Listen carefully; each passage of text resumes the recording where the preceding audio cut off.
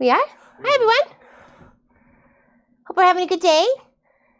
Hello, Loretta, Grace, Pat, Joyce, Karina, Heather, Ginny.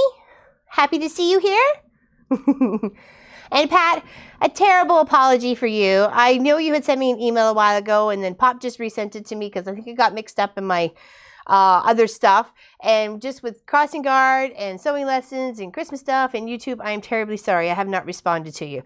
So I do like the whole Wizard of Oz quilt idea. I would love to, whatever you want to share, I'm happy to partake in. So really, and I'm terribly sorry. I'm sorry. Every time I sat at the computer, it was like, quick here, and then out. And I'm like, I kept forgetting, and I'm so sorry. Hello, Fiona, Becky, Wanda, Sue, Steph, and Clive. Where's Clive? Oh, I was going to say he's napping there, but he's not. He seems to like the Christmas tree skirt now that we've, the one has been chosen by Ginny Graham in Australia for her skirt. So it's already been mailed. Everybody's prize, the Victoria's and Cindy and Claire, all yours been all mailed out. I will send you an email with your tracking numbers. And Teresa, Nancy, Liz, hello. Glad to see everybody. And then Helen, hello, Alicia, Mimi. Very, very happy to see everybody here. We don't have any mail. So that's okay. That's all right. I understand. It's all good. It's not the only reason why we're here. Hello, Sherry. Well, I'm happy you're here. We kind of hang out and do some sewing stuff and chat and talk and put around. And this is what we were working on last week was the scrappy red quilt, red and gray quilt. And I've got a couple of rows done.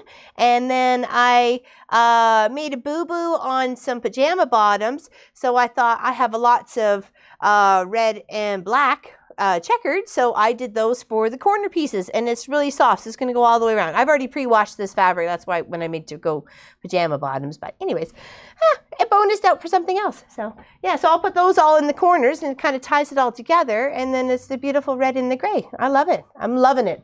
Loving how it's coming together. So, and I'm just kind of doing a little bit of a pattern design. I'm kind of, flipping and flopping. Just having some fun. Thanks. It does look good. You got a new sewing machine. I know. It's like, the girls that I have for sewing lessons here, I've literally, the little scissor button, because clearly the scissor button for cutting, it looks like this. Well, it did on my machine. And now it looks like this. So we call it the butterfly eyes, or the butterfly or the eyes. I go hit the eyes because I can't describe it anyway because it doesn't look like scissors anymore. I've worn it out. I love it.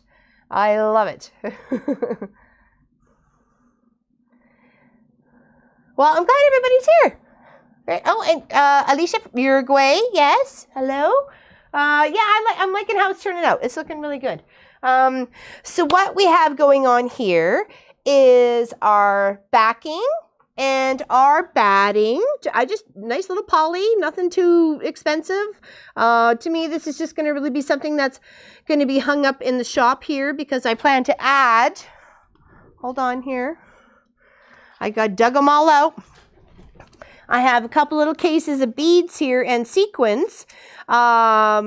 That $1.49 for this packet, $1.59 for this packet, and I'm really going to try and bling it all up once it gets all quilted up, right? I want to hand stitch some beads in for the stars, and I want to make a little bit of the, there's like a ready, like silver sort of sequence. I think I can bling up the little holly over there, and, why not? Why not, right? Use all these little things. Like I said, if it's just going to be like a display wall hanging sort of thing every Christmas, why not? So it's definitely bigger than last year's. We're very happy about that because when last year's was done, we were like, we thought it'd be bigger, So I thought next year we're going to make sure it's bigger. If we're doing a block each, do 12 weeks, but make sure that, sometimes you got to do a couple more than just one block just to kind of bulk it out. You know what I mean? So I said, no, make it a bigger one this year. Yeah, so little packet of beads is really going to go a long way. Good morning, Sassalette.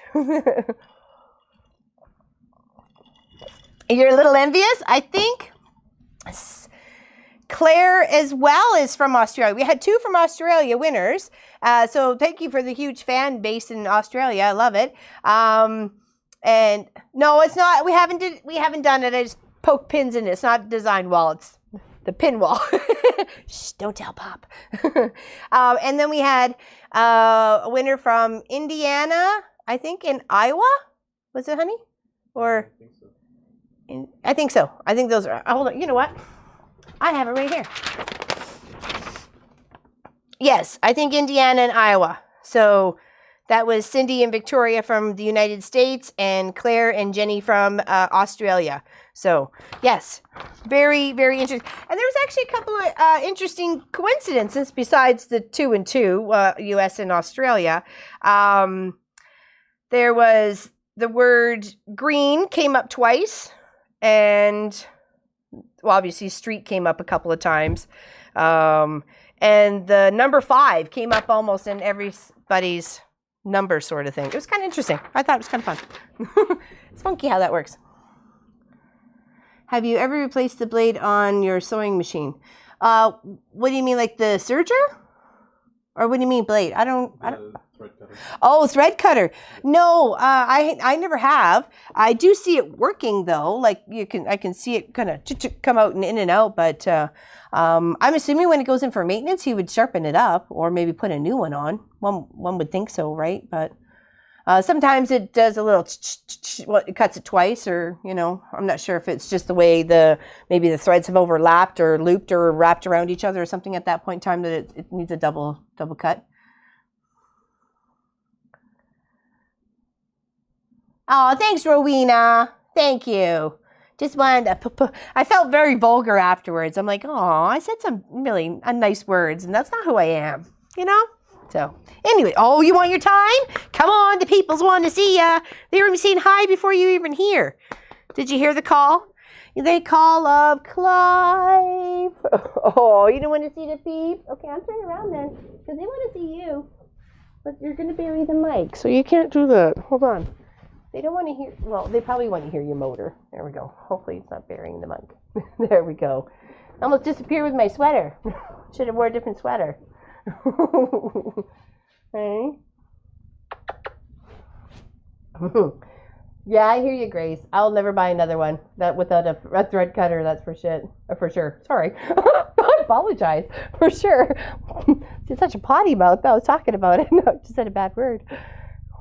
Sorry. Oh, no fun being sick at home. Oh, no, that is horrible. I've been actually sick on my birthday, and I hated that. I hated being sick on my birthday. I remember being sick on one of Munchkin's birthdays, too, and I think it was his 18th. It was pretty important, but I was thinking, oh, my God, I think it was on deathbed. It felt like I was anyways.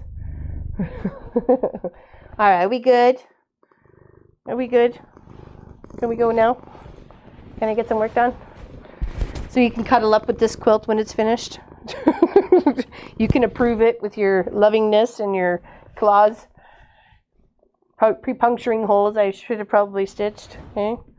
All right, come on. Thank you. Thank you for the loving, Clive. Are we good? All right. Thank you.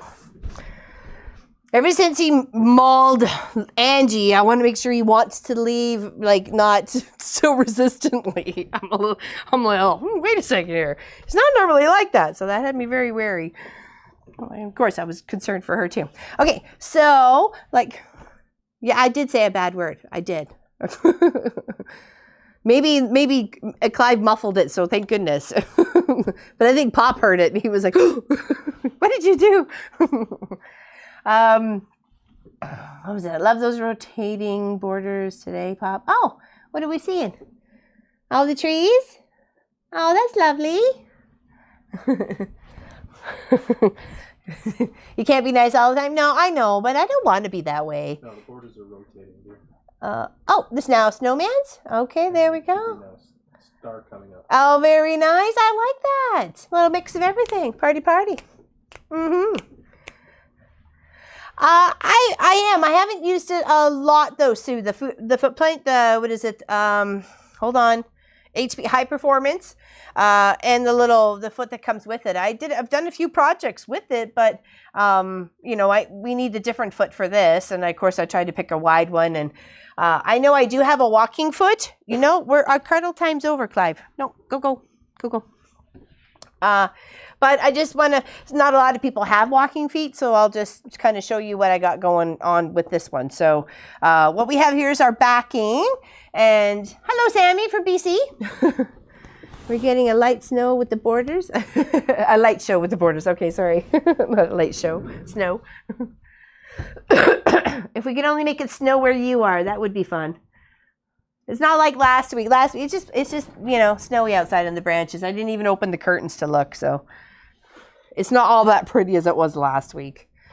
All right, so what I have done here is I've taken my first row, okay, which I have done as a ornament, the holly, 3 of my baby stars together. I put them all as ones because I got the manger going underneath, the block underneath, okay? And then I have another star going over here. And then gingerbread man, okay? Foot pedal.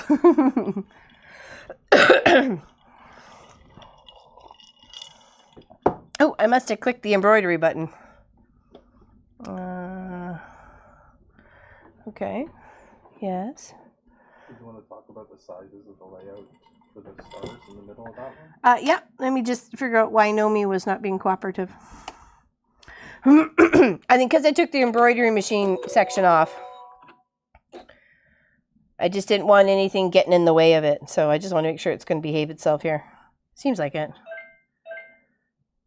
Okay, we'll turn it up to a bigger stitch. Okay, sorry, Pop said something about layout. Okay, let me just move over here and get my ruler. I had one out so I could do some measurements for you. Because my chunk of blue was not as big as I was hoping for my gingerbread man, I had to go and add, it would have been about 1.25 inches to the top of it. But that was just to one side. So, but like I said, I should have had it as 13.5 by 13.5. I clearly had it at like 14 by 13. So I'm like, what did I do there? So I pretty much just added about 3/4 inch, trimmed it off a little bit on the bottom just to make sure you could really see the white. So, but as for the stars, because the stars ended up being, once finished, were 6.5. So they were what, 7 inches before being finished. And I put the two together so I could have at least one little tiny strip on one side to be able to connect to my other solid blue over here where the holly is. Because the holly should have been on a nice big solid blue as well. Okay. So just to kind of give the define, and then this, because it was blue already, I just added it. Doesn't matter. You can add any sort of chunk pieces you like in between. You just have to get your 4 star or your 3 stars on your square. Okay. So I put a little chunk in here, did a little piece on there, added a little piece on either side of here, and a little piece on the top. But I could have easily have half that and put another piece down here, completely surrounded it. But it's completely up to you how you want to block out each section. You just need to make sure it's 13.5 by 13.5. So if you just want to add one big piece on one side, like I did here, not big piece, but a piece, or you can do 2 tiny little pieces and separate them. It's up to you. Making cookies, yummy. And then for the ornaments, because the ornaments finished out at have this going the right way. That helps. I think it was 10.5 or close to 10.5 by 10.5. Okay, yeah, so it would have been 10.5 by 10.5.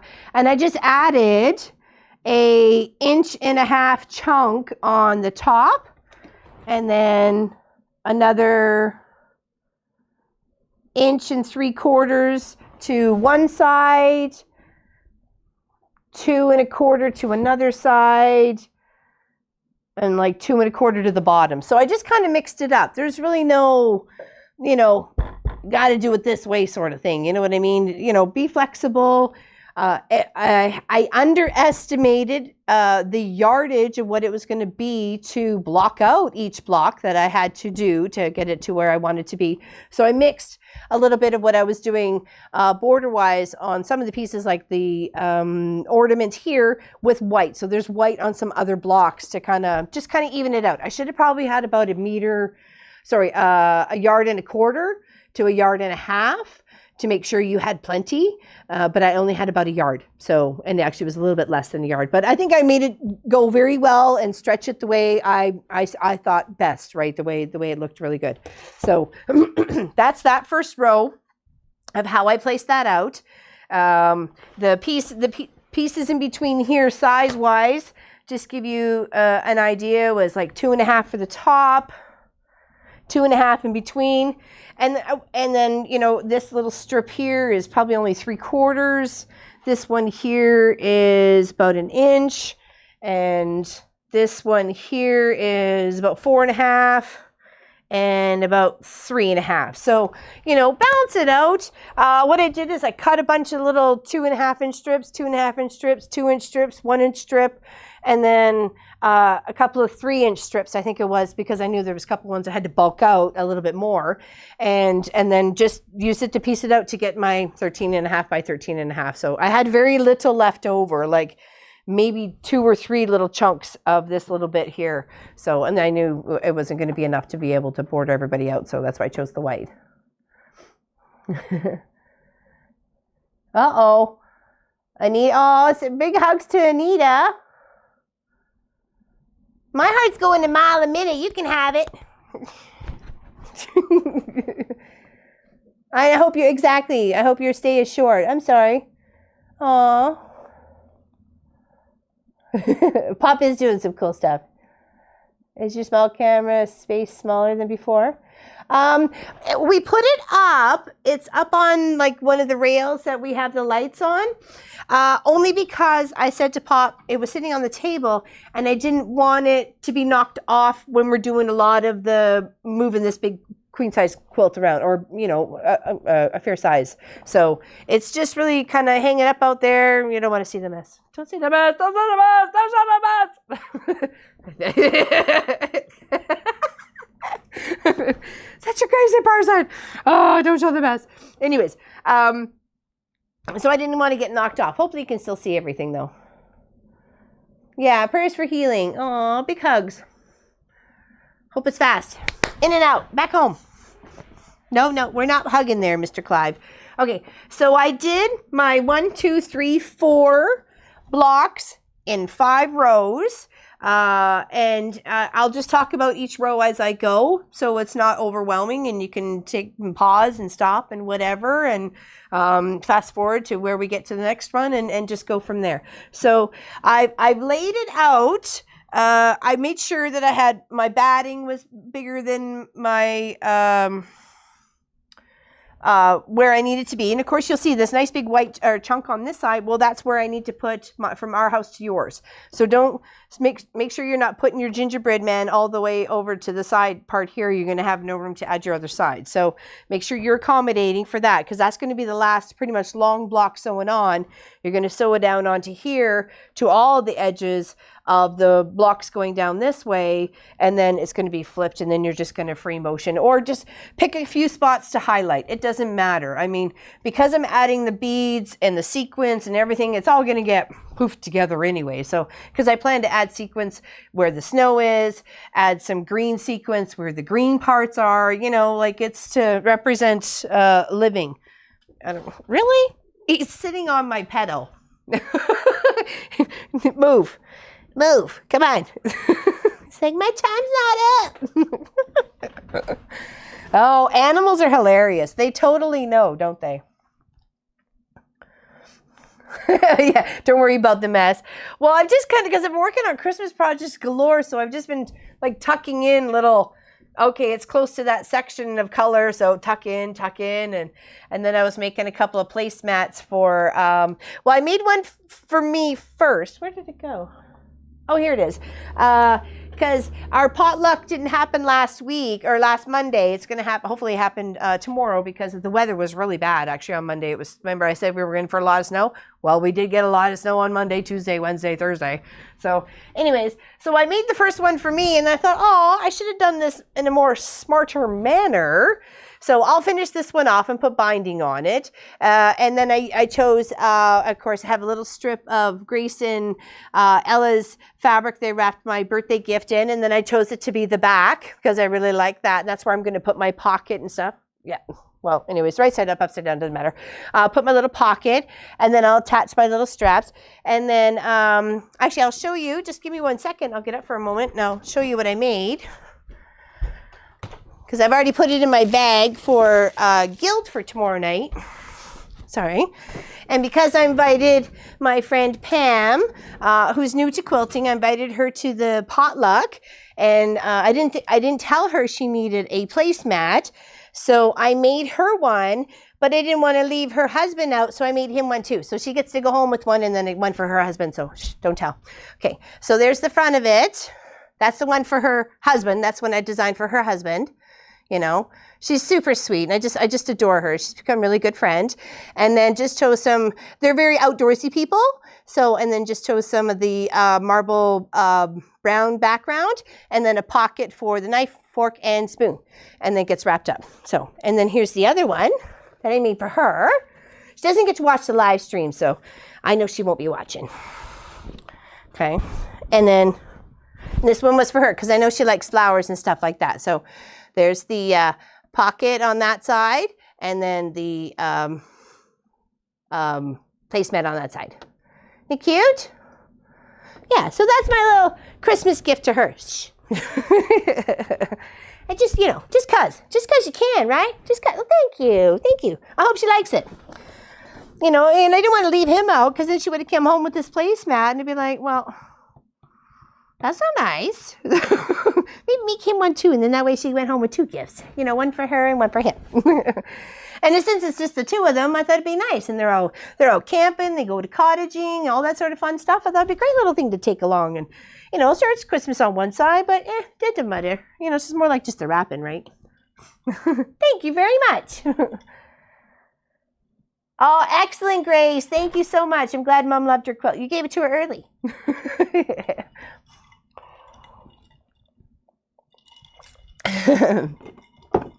Oh, we appreciate everybody's company. We really, really do. So it's been a blast. Okay, I don't want to get too sidetracked here, because shiny objects are my favorite thing. Squirrely. That's why I have hordes of fabric. So as for the backing and the batting, I realized I cut my batting just a wee bit shy up in this corner here. So I made sure that I was trying to optimize it the best possible. The rest is, I have it, but for some reason I cut a little wonky, and I'm not wasting it. I would just try and use it the best way I can. So I made sure my backing is relatively larger than what I need. If I chose to do a rolled backing to the front to frame it all out, you know, because that little pop of gold and little pop of green and little pop of brown, all that sort of stuff all the way around, I think that would look very lovely if we chose to do it that way. If I chose, instead of putting a binding on it, I just, folding from the back to the top seems to be quite popular. I've done it on a few projects. It does make it like nice and neat, especially if you can do a beautiful straight stitch or do a fancy pantsy stitch that you have on your machine. I mean, this is where my little ziggity zag heart looking thing looks fantastic. I love doing that, especially, you know, for wall hangings and stuff. So, you know, this is one of those times you can utilize it. So make sure you got enough batting. If you want to bulk it out a little bit, you can add like another 2 inches or whatever to your whole project, and to do that. So, okay, so obviously I can't on this end because it's way too short, but I want to make sure this stays where it is. So I'm just going to stand up for a couple moments here. Oops, I unthreaded my machine. Stand up and pin where I would like my row of blocks to stay. And then I'm going to stitch down in the spaces in between each block, and then stitch and sew the next one on. You know, you can free motion, you can do whatever. This is where it's up to you. I did get my free motion foot out. I have it here. But I just I don't want to make it too complicated for people. I wanted them to be able to be comfortable finishing it if they don't want a free motion, you know, so be able to stitch down to some straight lines and then add the accent, with your, you know, your sequins, your beads, your doodads, your yarn, your ribbon, your buttons, your bows, your whatever.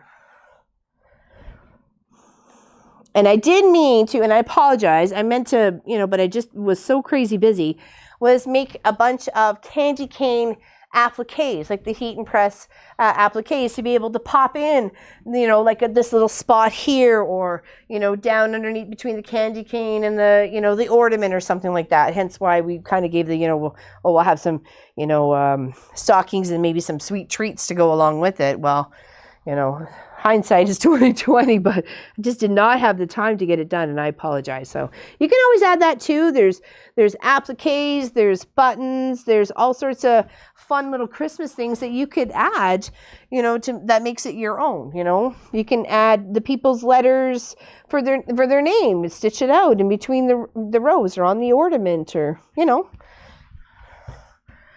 The only limitation is your imagination. Okay, so just pin this in as many places as you need. I'm just using straight pins, safety pins, for, you know, go ahead. I find them harder to kind of deal with in this like row by row section. I figured it was the easiest to do, so we'll do the first one first, make sure it's all done, we're happy with it, and then we'll go and attach the second row. And that's just going to be a sewing along this edge, and then flipping, pressing, pinning, sewing, and the same for the next row. Sewing, lining up against the edge, sewing it. So there's going to be, you know, so obviously the sew lines are on this side. So pick a complementary color. I just chose gray. You know, I didn't think it was going to be. It almost kind of sort of disappears because of the gray and the blue. No, there's blue. There's the gray, the gold, and the green, and the tan and browns and stuff. Like, you know, I figured the gray would kind of almost just disappear. So, all right. Oops. Am I rolling on it? This is the hardest part. You know, I mean, you can always cut your pieces for the rows if you want to do it with the binding method, where the pieces butt up together and you use binding and flip for the top and the back. Completely up to you. I don't particularly like that method for me because I don't want that extra bulk in each row. And I know if I just have the space, and, you know, I'm not going to try and shove anything in this neck space here, because I know you probably only have about a 4-inch. I am very lucky I have this big, huge, you know, 9.5 or whatever it is I got here. So I want to make sure that this is doable for you at home, right? For you and your machine. So if something ever were to happen to this one, I still want to be able to finish my project. You know, my other Janome is a small neck. I wouldn't say small neck, but it did say quilters. So I'm sure it was probably maybe an inch bigger than the normal machines. Do we get a stitching clip? Yeah, exactly. You betcha. But we're still going to quilt it as we're going, right? So it's not too overwhelming. We're only working on one row at a time. Or at least I don't feel it's overwhelming. Hopefully you don't. You know, I wanted to make sure you guys were comfortable, especially because you're working along on this project. I mean, if you don't want to do this and you got a long armor, or you can long arm or whatever, stitch all your block, then the top's done, you know, and then that's good. Get them to stitch it up. Oops. I thought I almost took out my whole bobbin case with that flip of fabric. I saw a big pickup in my future. I was like, oh no! Oops. Oops. All right, let's straighten this out. I thought I pinned this, but I did not. Okay. There. And I made sure it had lots of backing all the way around. I chose one of the wide backs we have here that doesn't seem to be very popular. I loved it on the website, but I think I've only, in probably, 6 months, sold 1, maybe 2 backings to it. So to me, it's not very popular. So I chose that. But I like it. That's why I thought, oh, it'd be nice for this Christmas back of the quilt. Oh, well. My choice. Choose whatever you like. I figured even a leftover, top sheet, one of your favorite top sheets from the cupboard, that would work fantastic. Found one of your favorite blankets or polar fleece blankets, you could just attach that and forget the batting altogether. That would be just as fun. Okay, I want to make sure everybody's pinned down. Okay. I think so. I think we're good to go. All right, so I didn't choose a small stitch on this. I kind of did a big stitch, not necessarily as big as it can go, but, big enough. You say you have an announcement pot next week? We are finally going. I don't know. No, I don't think so.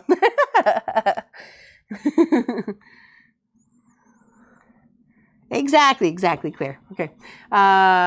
When my bobbin falls on the floor, it really disappears. I can't find it. In the flower? How did it just go in the flower? A group of women and we're having to wait a whole week. Attic floor. Okay, that's what I thought, Helly. I was like, I wouldn't find it in the flour either. But you're cooking and baking or sewing and baking next to each other. Hello, Beverly from Wisconsin, USA. Aw, thank you. My Sophie Loafy. I think she's napping in the chair. I tried to tire her out earlier, just before the show because, I just love her. Her happy butt and her, we call her happy butt, her wiggle and her tail and everything. And I put peanut butter on her plate, so she was happy. And she's had a treat or two, so. Oh, don't worry about it, Helly. I just wanted to make sure that that's what you were talking about. I apologize. I love my Sophie. She's so good. We just celebrated having her for 4 years. 4 years we've had her. So we adopted her when she was 6 months old. So. Ooh, Wanda sent a package. Woohoo! Woo, awesome. And like I said, I will let the winners know. Here we go. Cindy, Claire, Jenny, and Victoria. I will email you hopefully after the live stream. Actually, Pop and I have to go out into town, into the big city, to pick up a few things. And then maybe when I get back, I'll try and send you an email with all your tracking numbers. Make sure you go canadapost.ca for your tracking, okay? And they're on their way. Actually, it wasn't, I thought the big package, the tree skirt going to Australia, I thought, oh, geez, it goes kind of all the Christmas money, but it didn't. Actually, I was quite surprised how reasonably priced it was. You know what I mean? So very happy with that. Exactly, waggy tail. I love her waggy tail. I call her my happy butt girl. And she is. She's always my happy butt girl. She's always happy to see me. Actually, there was a day, was it last week or the week before last? I'd come home. Oops, that's okay. It's just a pencil, the chalk sharpener. But I will find that before the cat finds it because I think he's taken off with my screwdriver for my sewing machine. Anyways, it was one day last week. I'd come home from crossing guard and it was like minus 26 wind chill or whatever. And normally when I come in, she hears the jingle of the keys and me kicking off my boots and taking off my gear. Like I got my hats and my neck scarf and my mitts and my indoor coat and then my outdoor coat and then my pants and then my boots and, sometimes a layer of socks. So usually, I'm at the door for, a minute or two at least trying to peel off all the layers, right? And she didn't even come to see me. And normally she does. So I'm like, come around the house and I go and I look and she's in the chair totally sound asleep next to Pop while he's working away on a business call or whatever. And I'm like, oh, no love at all in this house. The dog's not waiting for me. So I just I stood at the door for a second and then she must have sensed my presence or whatever. And then she looked up and she was like, oh, she comes out, well, hi Mama. I'm like, what's going on around here? Where's my welcome? Okay.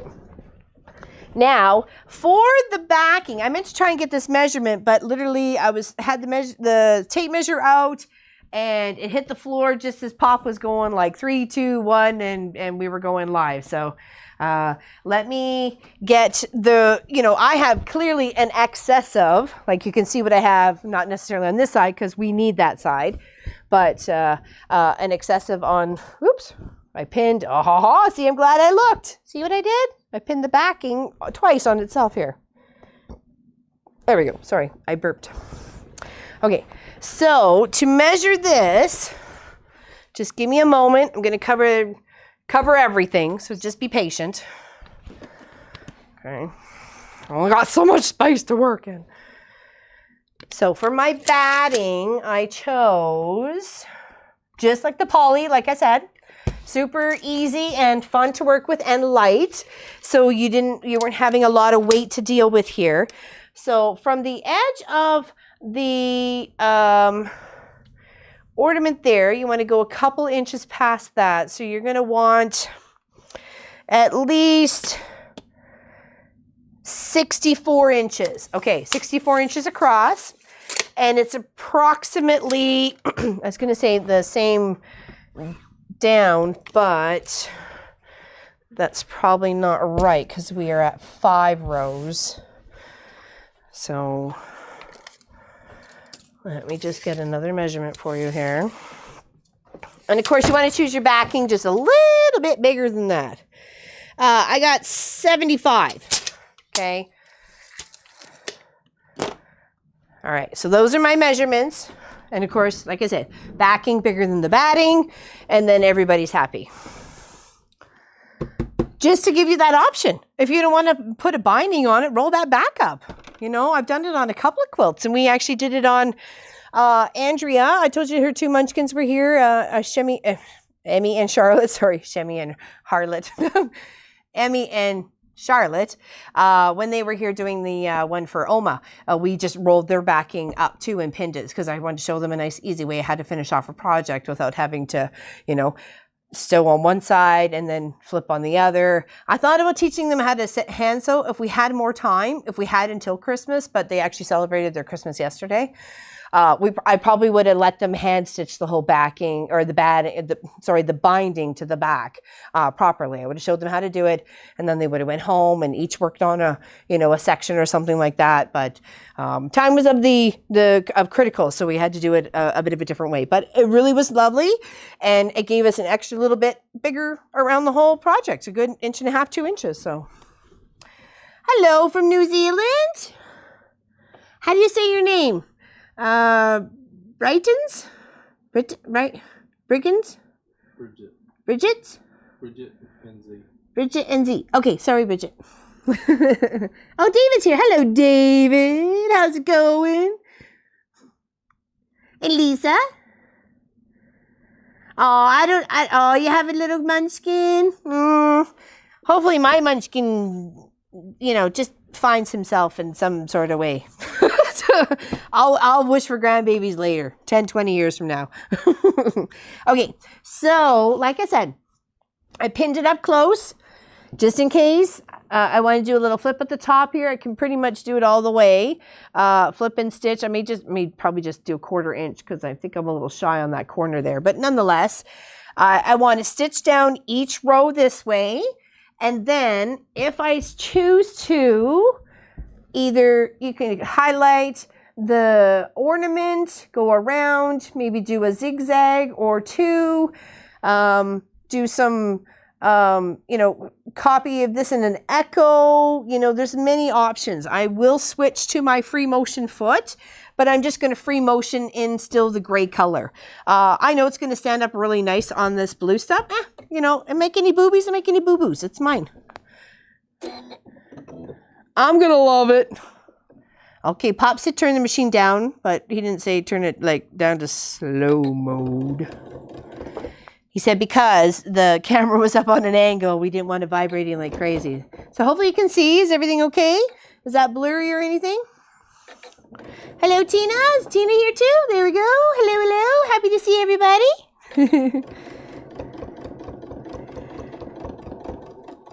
So we have a little vote for next week, right, Pop? Yeah. Yes, we have a vote for next week. Is your microphone on or no? No, because otherwise it'd be picking you up. Sorry, we don't need too many Emmys, that's for sure. Could barely handle me. Anyways, would you like to say such? I will head the microphone your way. Don't worry about it. What do you want me to say? Oh, there's an iCard. Okay, there's an iCard. Up here's somewheres. Up at the top right. Up at the top right. Like a little eye. It's like a little eye. Okay. And we have a vote of what you want to see next Sunday, which is Christmas Eve. Okay. We have 4 options to choose from. Well, you, the viewer. So please check it out. And we would love to hear your reply so we can make the right plans. All right. That is 1 row between the 3 stars and the gingerbread man all stitched down. I like it. Now here's another time if you know you're just going to do some straight stitching. I can do these 2 lines or these lines here, there, and here on the star to make sure, you know, it's going to stay there. Like I said, you know, if you don't want to do too much quilting, you can totally do that. Just kind of stitch in the ditch or pick one side. You know, I know that my little sashing here is gray. So if I happen maybe just keep to the gray all the time, you know, it's all good. Okay. And then you just make sure you lift your feet. Your whole project. The feet, I mean, your feet of your sewing machine, not necessarily your own feet. Especially if you're just going around in the corner. Highlighting this square. And then you can come back in and free motion in that spot, right? Or if you don't want a free motion, you just keep stitching maybe in this square too. So you have the square and the square, and then you know that's going to keep that all stitched together. Okay. And make sure you got room. Clean up your desk. Don't take anything out. That's why I made sure I said, Pop, you know, we got to move that camera. I'm going to end up taking it out with the, you know, with the flipping and the flopping of the quilt top. So just work your way from one side to the next. In whatever stitching manner you want to go. We're just having some fun. Okay, and always remember to lift your foot and make sure you're shifting all your bits and bobs. If you get blocked, I'm sorry. It's actually probably a good thing that we're up there anyways, because then the view isn't blocked as much. Sorry, I can't help that in some situations. I apologize. And I'm not going too fast, slow and steady. And just making sure I'm kind of spreading the fabric so nothing's puckering under each other. They're not getting folded. They're not, you know, and you're not sewing too fast either that you can't control that movement of the fabric, right? Fabric, if one thing, is very pliable, you know, you can pretty much maneuver it any way you like. Oh, make sure you're not double sewing either. Done that once already. Sewing on one project and you sew the other project together. All right, and then just make sure you're gently moving your stuff around, and that's why, you know, if you're using straight pins, definitely safety pins. You know, I guess you have a little bit more freedom, flop sort of thing. But I don't want to take the time to close them, you know what I mean? Okay, love the cut button. Voted? Okay, good. Keep on voting. I won't know until after the show. We want to make it fun and exciting around here. Well, we try to anyways. Pop says there's never a dull moment no matter what.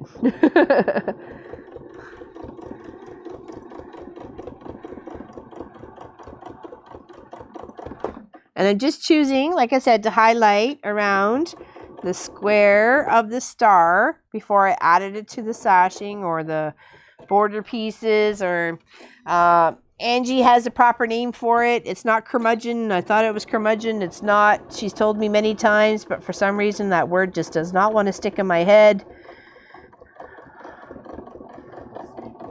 Sorry? Yeah, that's why I think it's curmudgeon, but it's not.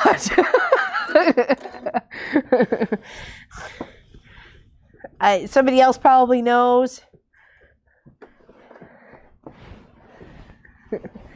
Will you bake pops? Well, that's part of the vote. That's part of the vote, Helly. You know, are we baking Pop's favorite? Are we going to be in the kitchen and not sewing? Or are we going to be sewing? Or are we going to be working on, this project? Or are we going to be finishing up UFOs that I haven't finished yet? So it's lots of things. Good.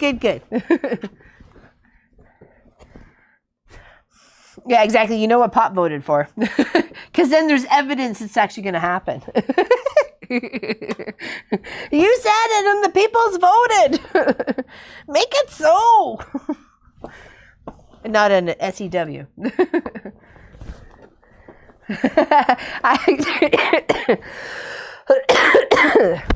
Funny you say that, David. I thought about setting the little Janome up on the side and doing piecing for the scrappy quilt. That's what we were waiting. It's funny you say that. Things that might happen. Oh, Jenny, yes, she's our winner. It's in the mail, Jenny. It's in the mail, Jenny. You're gonna love it. But I did have a brain fart moment. As I was quilting up the tree farm on the long arm this morning, I don't think I put my label on it. So I will send you my label if it didn't put it on it. I can't remember. I'm terribly sorry. I think I did when Pop told me to put them on both, but then when I went and looked at the other one, it didn't have it on it. So I'm like, I don't think we signed it either. I don't think I signed it either, but we made it, and I'm sorry. It's just a brain farter, but so if it doesn't have its little mama, it says Mama Pop Quilt Shop made by Laura Lynn Fulford, Fulford, obviously that's my name. So if it doesn't have the little label on there, somewhere along the long edge where they combine together, because I sewed the toggles on and sewed the ties on, and I shared because I knew where it was going to, Australia. So I shared what I had a little bit left over of the snowman fabric for the ties. And then that kind of tied it all in. You have that, I have this. And, it was from little Ella, Bella, sorry. So it was fantastic, it was, I don't know, it was really kind of fun to me. So hope you get it soon. I did send an airmail. I think classified for small packet. I'll let you know when I send you the tracking numbers. So yeah, I'm happy for her too. I'm happy for anybody who won, and I'm happy for that we had a lot of participants. There was 60, 70, 80? How many was 55 entries. That's quite a bit. I'm pleased with that. We were happy. And I know a lot of people doesn't have the time to watch or put the numbers or the words or anything like that. So I was happy 55 people took the time to watch and had fun and wanted to win something that we made. So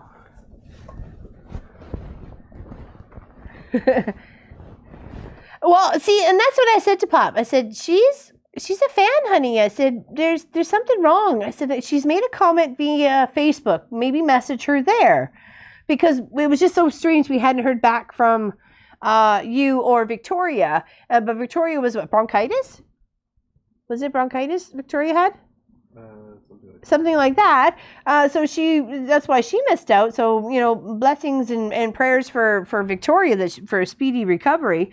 But so I'm like, this is really odd. Must be something wrong with their email or our email or something. Oh, you are? I would love 10,000.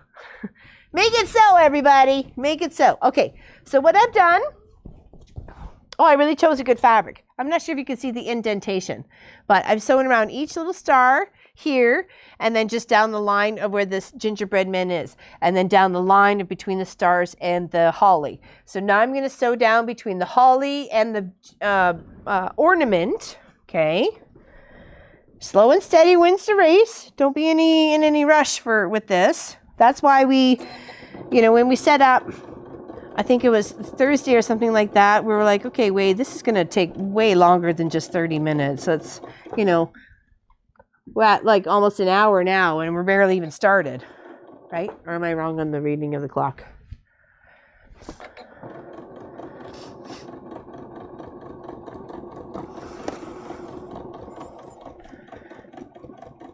So anyways, wanted to make sure that we were giving it the time needed to make sure that if you were following along, which we know lots of you are, and we were totally stoked and happy, let me tell you, oops, don't lose that pen, that you understood how we were working about it and didn't want to go, okay, here's the first row, here's the last row, we're done, magical sort of thing. We're not about that here. We want to show you the ins and the outs, the ups, the downs, the, whatever happens sort of thing.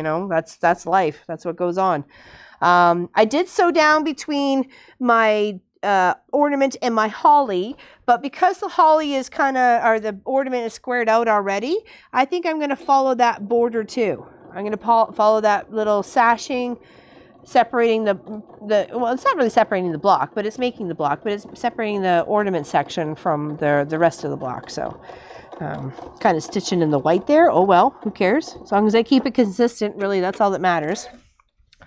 Okay, now here's a bulky part because I have this whole other end that we have sewn down. We can remove the pins that we don't want, so we're not going to get one in the hand. Okay. We still want to keep our gingerbread man together because we didn't do any free motion fun in that yet. Kind of fold it up a bit on itself. Kind of tuck it around. You may have to shift it the other way. Okay. Just to get your bulk around.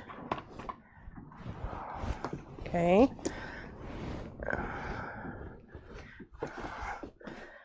Oop, I went too far. All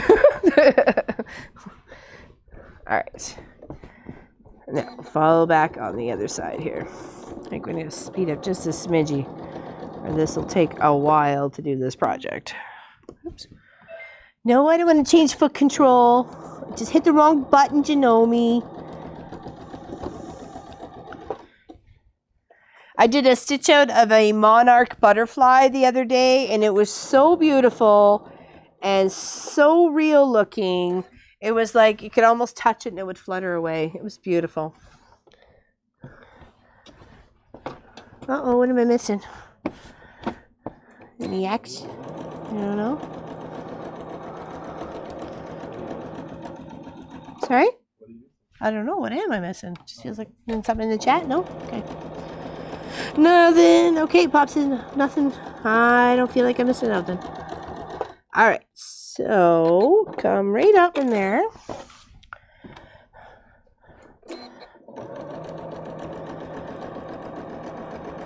So I'm pretty much doing some base stitches. Like this is kind of like you're making it all stick together before I go and throw some free motion fun in there. Okay.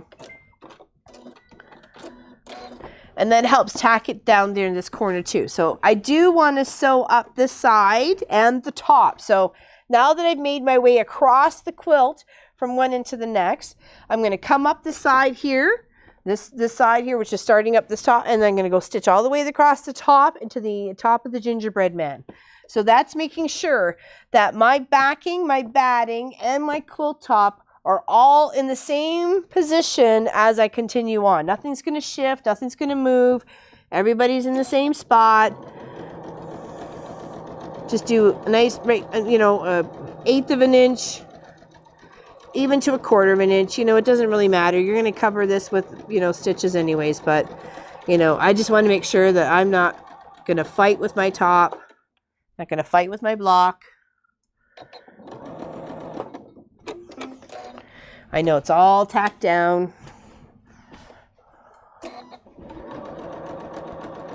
If you wanted to put this together and just tie it, you could totally tie it. Use skeins of floss, you'd use for embroidery or, yarn, wool, whatever, that sort of thing. You could totally do that too. It was one of the very first quilts I did for Pop. I tied. we call it his winter quilt because it was pretty much all flannels, I think, wasn't it? I know the back was definitely flannel. But I tied it, and I think I put double batting, and it was really thick. I wanted it to be really extra comfy because it was cold where we were living. So that was a long time ago. It's probably, 20, 22 years, something like that, maybe 20 years ago. Now, when you're coming up to your sections where you're going in between, you may find that your fabric wants to like fold over on itself. Just kind of straighten it out and tweak it and lift your foot and, straighten it out and tweak it. I know it seems a bit tedious, but you're not going to get that little fold in there.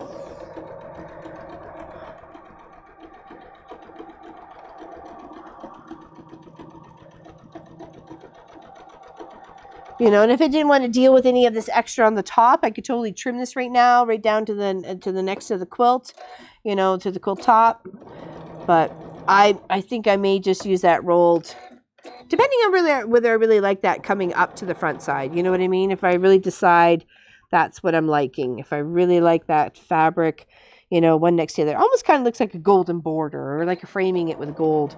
But that's what I'm thinking right now. I don't know in the end. We'll see. An hour and a half from now, you never know. Changed my mind. All right, come all the way to the top of the gingerbread man. Okay, you don't really want to go down the side because you're going to end up doing that in the end anyways when you're adding that last block of your house to my house sort of thing, right? Okay. Oh, are people having issues?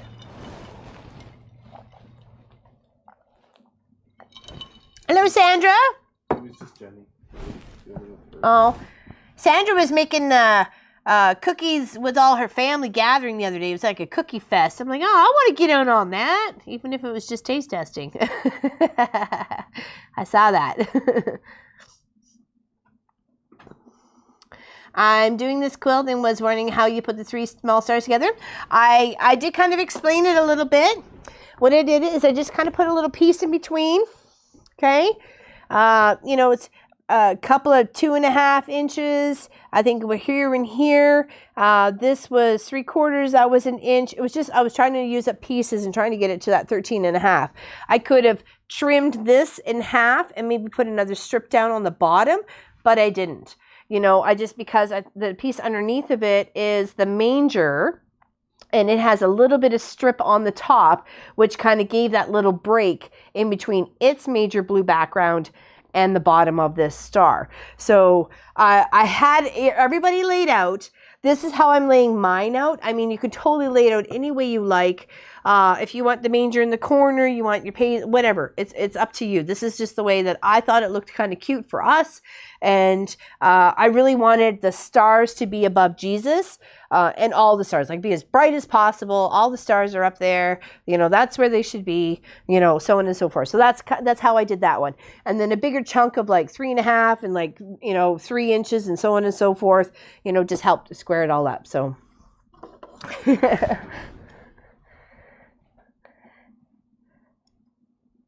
Yeah, I know. I bet I would have loved to have been there for the cookie party. Excellent. Yeah, you just cut some sashing strips and then just kind of make it work for you. You got some bigger blocks like these ones, the 10.5 by 10.5. Okay, I need to add like 3 inches to that. So cut a 3.5. You know what I mean? And then work it out. If you only wanted to add 2 pieces, like there's a couple of blocks here. I think there's only like 2 little pieces on. Or there's one star. I have it kind of up in the corner. I got a bigger chunk and a bigger chunk of fabric going this way and this way. So it's whatever you feel you want to do. I mean, it's as long as it ends up being 13.5 by 13.5 in the end. Like I said, we'll talk about each row and the blocks that we did as we're going before I sew them down. And then hopefully that will help a little bit. Okay. So, all right. So we done this and sewed around. And sewed and sewed and sewed. Okay, so now I want to switch my foot. And I had to go and get Pop's screwdriver. Well, he had to go give it to me because, like I said, the cat has somehow disappeared with my other screwdriver. So, and I want to make sure it's tight and not just hand tight. I need to make sure it's, you know, really tight. Last thing I want to do is break a needle. All right, so go back over here. Tried to use a coin, but a coin was too thick. All right, so thanks, Pop. Appreciate that. All right, and then rethread, because apparently I pulled it out. And I'm not going to do a lot of free motion. I'm just going to do some echoing. You know, nothing too complicated. Just some echoing. Filling in some spots and echoing.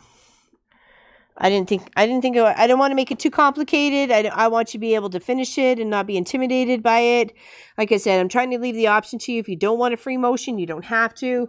Just come around here with your regular domestic machine, take your time and echo it. You could even just do big loops, you know, big, like, you know, that sort of thing instead. And, you know, do a couple of those, or, you know, come in with some, you know, just some straight lines and then, you know, like that sort of thing, or even some waves or on the angle. I mean, it's completely up to you. If you just want to use the machine and do what I did here, and then have your accent with all your beads and stuff like that, have at it.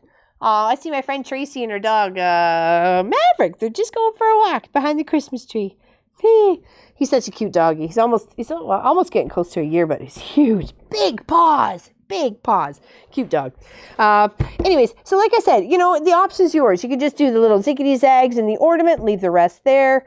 Add some sequins on here, make it look like it was all lit up like a Christmas tree sort of thing. You could follow the ornament here on this stitch right as well to highlight it with your regular foot, you know, and that's it. Like, I may not do much in this one at all, you know, because he's pretty much not necessarily good to go, but he needs definitely some zigzag and love there. But, you know, other than that, because I stitched all the way around on the outside, it's pretty good. And this one, you know, if I didn't feel like doing anything in these swirls here or whatever, or spots, I don't have to, because it's all stitched together.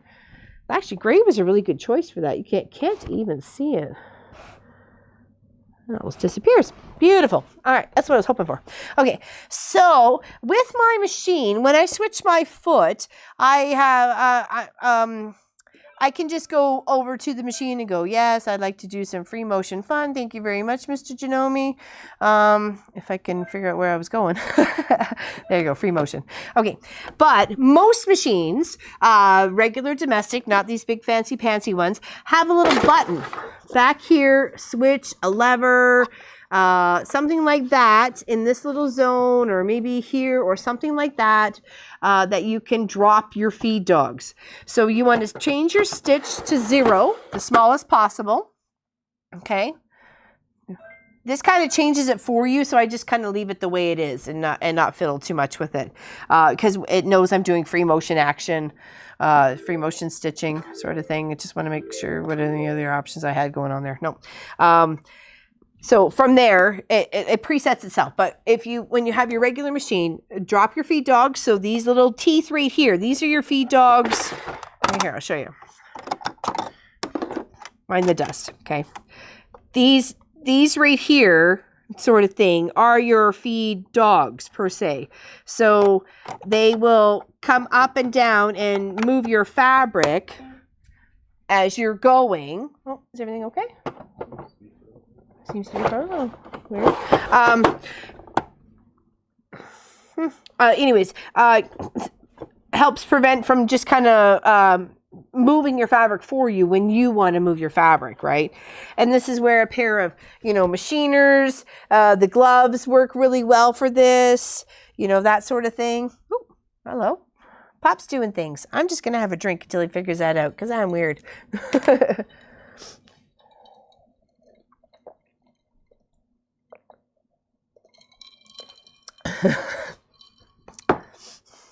Oh yeah, proper pressure foot is attached. Okay, so let's work on Gingerbread Man first.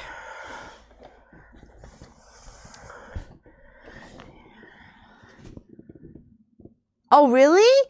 My old one, I never had a plate that switched out before this one. I mean, I had a replacement plate, but that was it. So it has a little lever here that I pop out.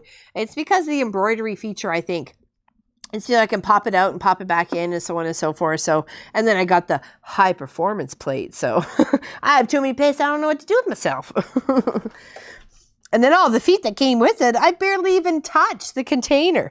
I have a container like this. I was talking about it with Angie when she was here.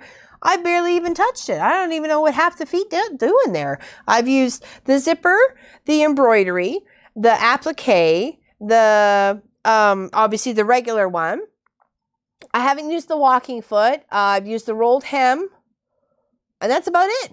I haven't really had a need for anything else to go into that, like the ruffler or the, I don't know, the bibbidi bobbiter. I'm sure there's more, there's all sorts of, there's actually even a different free motion foot than this one. It's actually kind of stable and circular with a little hole in the center. It's kind of weird. I've never seen a foot like that before. So, there's your choices, right? There's lots of options. It's pretty cool. All right. So I like the Snowy Mans. Sorry. So I'm gonna echo. I'm just gonna echo. I don't want to make it too complicated for people. I want to still leave myself some space and some area to put my beads in my sequins. But if I wasn't doing that, I'd fill this sucker up. I'd just like quilt it like it was going out of style. So it'd be like all stiff and standing on its own. Oops.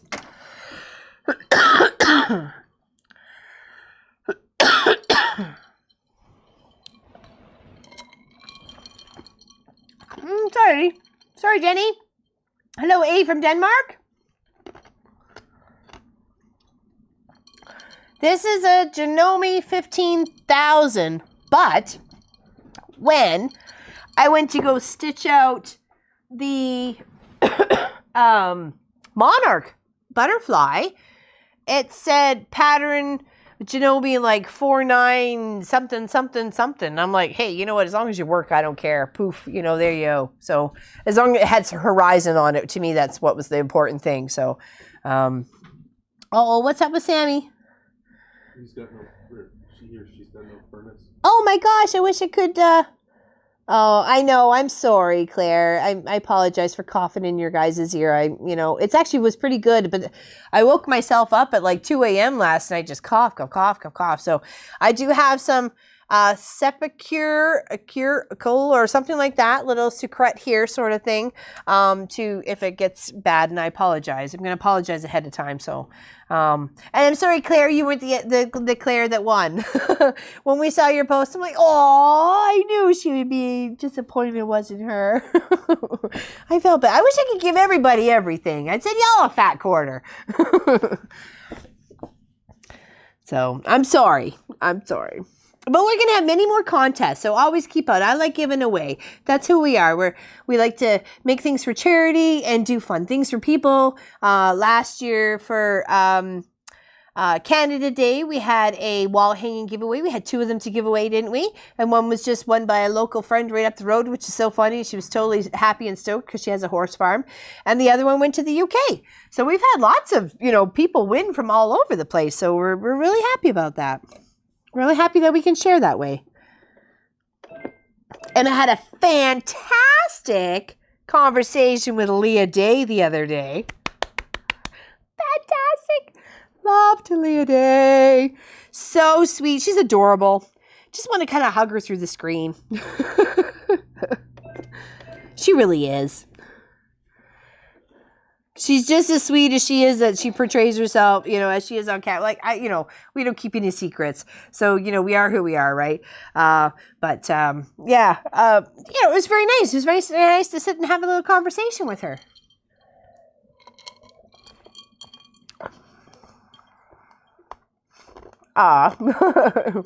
Thank you, Claire. What's your favorite color, Helly?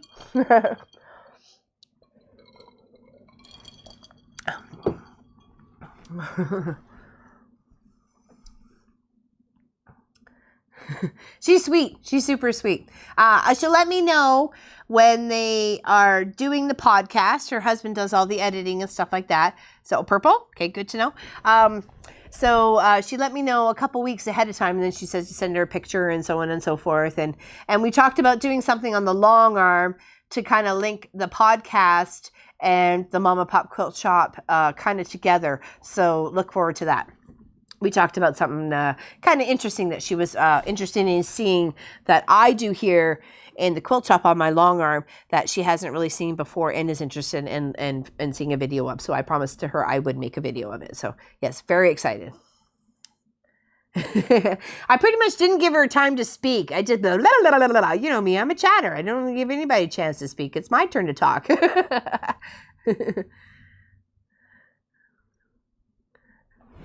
Yeah, we had a lot of fun.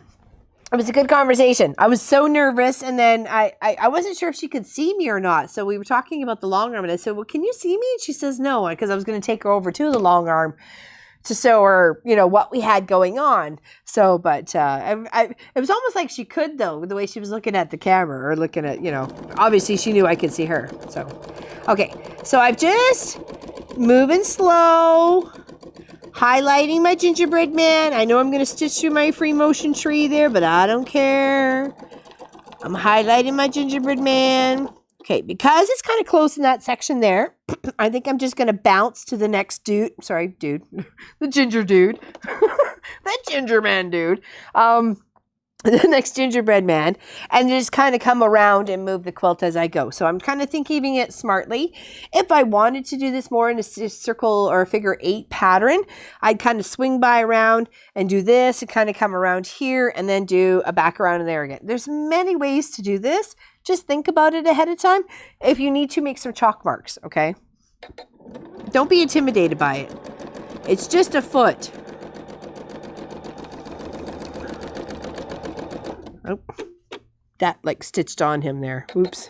Sorry. Sorry, Mr. Gingerbread Man. You got stitched. Okay, and the key point is making sure you have your flat surface. Nothing's tucking under. Nobody's folded under sort of thing. Everybody's just kind of spread out. Give yourself the room.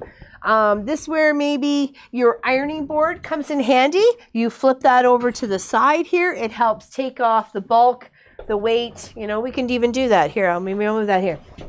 So, oops, I'm taking everything out. You know, can help take off the bulk and the weight of the quilt top. Oops, sorry. Sorry about that. That's Grace's little pin cushion. I love this pin cushion.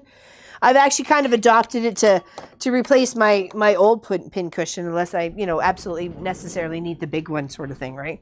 So, but I mean, you can totally move your machine over, help to accommodate for some of the bulk, get a couple of TV trays, you know, whatever needs to, you know, you need to happen. Ask hubby to build you an extension on the regular table, you know, something maybe you flip out, flip in. You call everybody dude. Actually, it's when I'm irritated, I go dude. Really, dude? Dude. that's usually what I'm saying, dude. It's like it's an irritation sort of thing. Like the guy at the gas station who went to go fill up the last time, and I was clearly in line before him, but he just cut right in front of me. And I went, have yourself a good day, dude. So I said, dude. The cashier started laughing. I'm like, okay, serious moment here. Don't laugh, lady.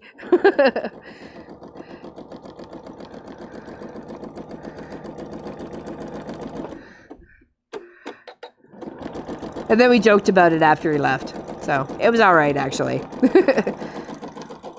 She goes, oh, yeah, such a cute voice. I go, oh, okay. Thanks. It was my birthday, so I didn't mind. I'll take a compliment on my birthday. It's a double bonus.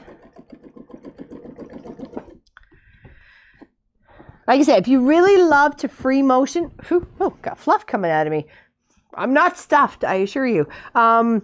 If you really like the free motion, there's a Silpat mat sort of thing that kind of sticks onto it covers your feed dogs. It's really just a bit of a tiny hole where your needle goes up and down, and get the gloves. if you really, really want to try free motion, ask those, get to put that on the Christmas list. It's, you know, it's a great gift that, you know, that they can give you because you want to try something new and it's for something that you love to do, which is sew or create or whatever with the sewing machine. And I've always asked for sewing things for Christmas. I know Papa's like, come on, you know, I'm like, no, like seriously, I could really use a new ruler and I could really use some new pins, and you know, and that's what I got last year and I was totally happy for that. That's what I wanted, right? Okay, so I've just done around my gingerbread men once. You know, you can go twice, 3 times, whatever.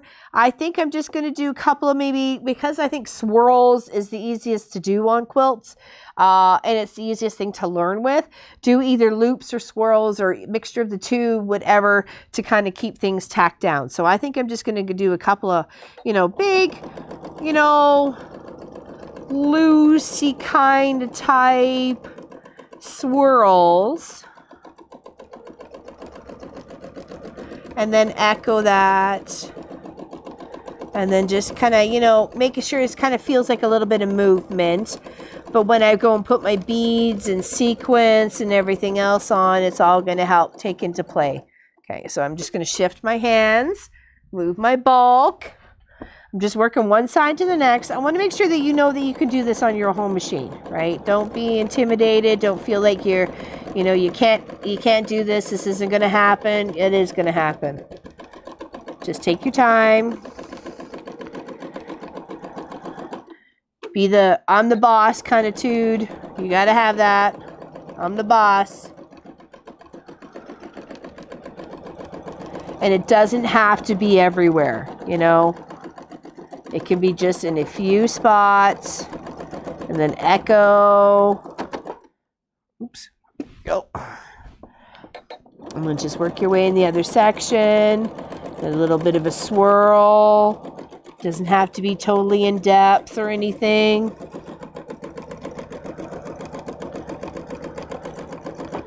See, and this is why we knew it couldn't be just a half-hour show, you know.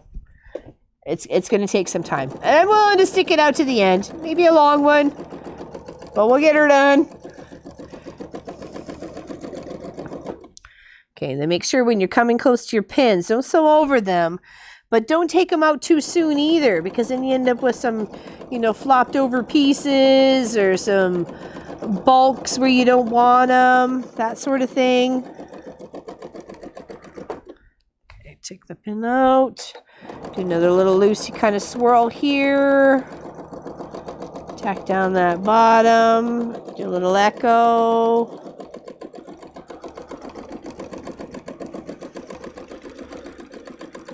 There. Okay. So now I'm going to come back into where I started and do a little couple of stitches. Oh, grab my snips. And then I'll show you what I just did. Okay, because you can't see it from the back. Because I'm beginning to realize that. So it's going to be upside down, but you get the gist, okay? Because I don't want to shift it all around. Okay? Doesn't it look pretty good? And then you got the little shapes in the back here on the backing. Looks really kind of cute because you can't even see the thread. You can just see the shapes. Okay? All right. So next to the doggies. Well, not the doggies, because one of them is the doggie of Sophie Lofi. She's so cute. Okay, and then keeping on with that little swirl theme, I was just going to kind of do a swirl, do a little wavy, wavy, wavy swirl, wavy, wavy, wavy, wavy, swirly, swirly, swirly wave, and then be done. And then maybe move on to this one if I can kind of figure out myself to get back over there. Okay, we'll figure that out. Okay, now with your free motion, you got to make sure you put your bobbin thread up to the top. You have to kind of hold on to it, or it kind of, because of the looseness of it, it gets jammed up underneath, okay? Oh, thanks, Patsy.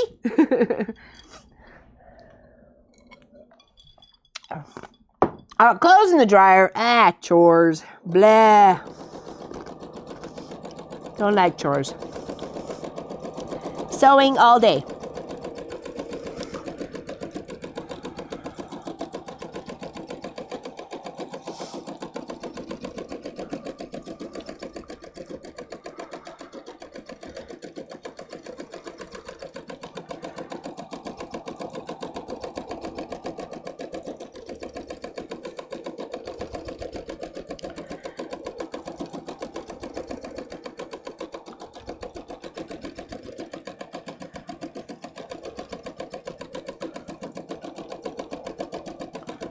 Just doing little loosey, kind of swirly, wavy bits sort of thing in this little border zone thing here.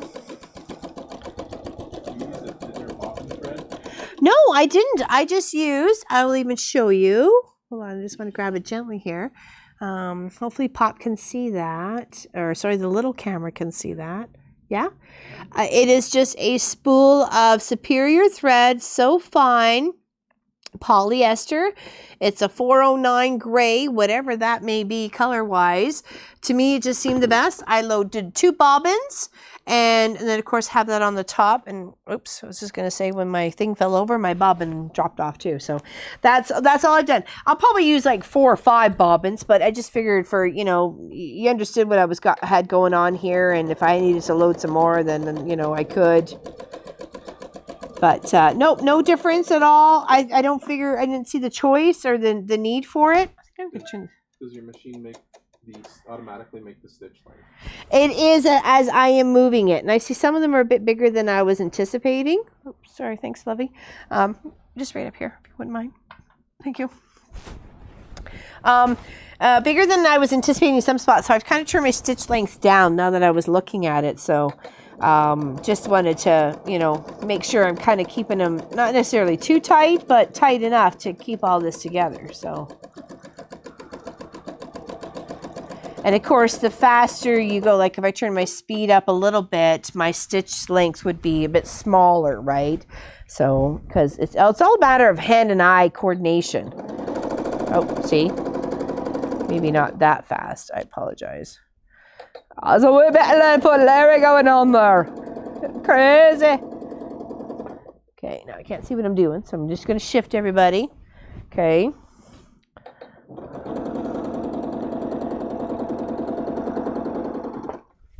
Everybody shift. Sorry if you can't see, I apologize.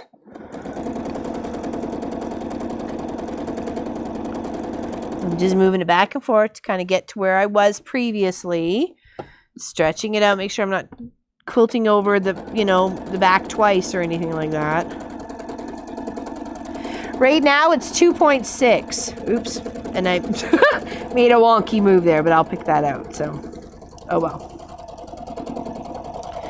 But it says when on my other machine, when I was first learning to free motion, said it's a 0. So because this one had a straight stitch preset of 4.6, and then when I first started there, I thought, oh well, that seems a bit big. But then I had to once I stopped, I saw that it was a bit big, so I turned it down a little bit.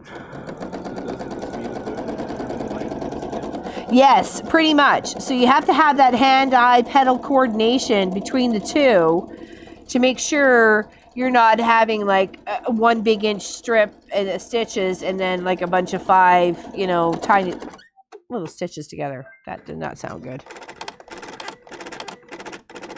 That's the cutter not wanting to cut. Oops. All right, for some reason that did not go well. I don't know why. Uh-oh. It's stuck. Oh, there we go. So to be clear, okay, your stitch speed and your hand speed have to work in conjunction to get consistent length stitches. Yes, exactly. They are. It's the hand-eye coordination is very much necessary. Ooh, I don't know what happened here, but look at that. That's crazy talk. Yes, they have to work in conjunction with each other. Your hand and your feet and how fast you want to go all need to be in one little kind of motion or thought. Okay, I don't know what's going on here. Somehow he got jammed up. Oh, that moved. Okay. Hold on.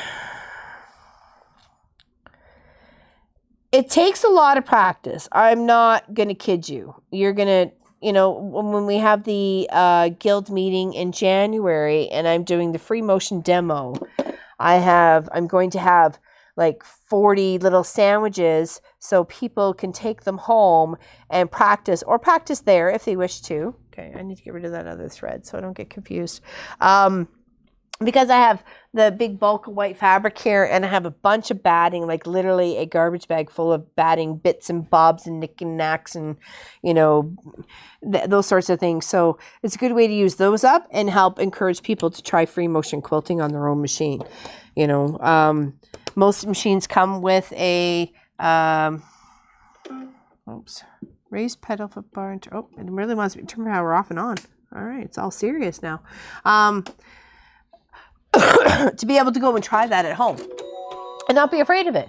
You know, that's what I said. I tried the tree. People wanted to see how the tree was, so why not, right? Hello, Diane. Patsy. Team Patsy. It is hard. Because you're like, okay, well, I didn't want those stitches to be that big. It's more of getting the speed of the machine, the pressure of your foot, and the movements of your hands. I know it's almost like driving a stick shift, and I think I've described that as before, as trying to drive a stick shift. So if you can get your feet and your hands and your mind busy on the task, even though they're all kind of doing separate things, it all works out in the end. It goes.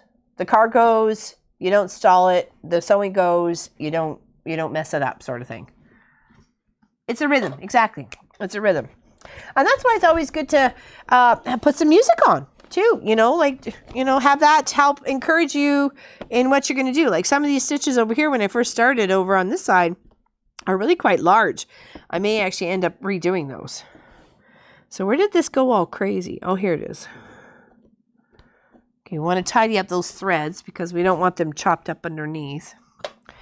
And we want to make sure we're back stitching and changing it, to the correct mode of quilting. What we got going on here. Free motion. Stick shift is so much easier than free motion. I stick shift in the UK and I can't get the hang of free motion. You can. More practice. You're funny. I keep saying that to Munchkin, but he's afraid of the stick shift. So hopefully you guys and ladies could and gentlemen could encourage him to practice the stick shift a bit more. So, because it's not that bad. If I can do it, he can do it. I'm trying to get the bobbin thread to come up, but it's just a little shy. Don't stab yourself, silly girl. Come here, you.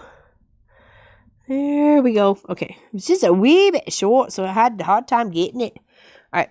So I've got it to a 1.0 stitch this time. And I'm going to see if I like that better. Much. And you control it, right? You are the controller of the stitch. Okay. All right. So let's clean up these threads here because it's a wee bit of a mess.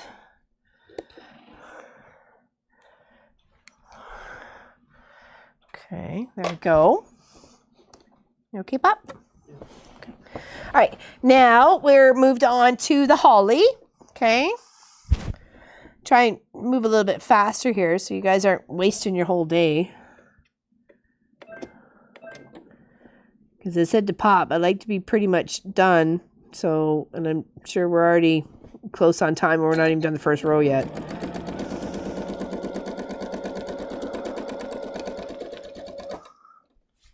It's going to be an extra long video today. It's a good thing I'm dinner out. I don't care. I know someone else is cooking. It's all good.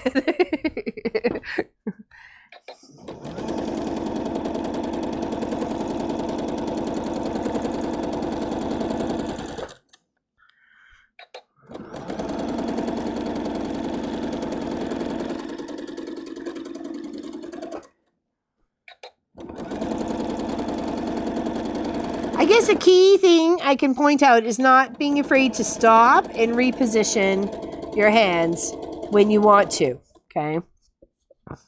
And feeling that you're stressed to keep them in that one spot. When you just let go of the pedal and it stops. And there you go. You can choose where you want to go from there. Don't be stressed out about it. It's not worth it.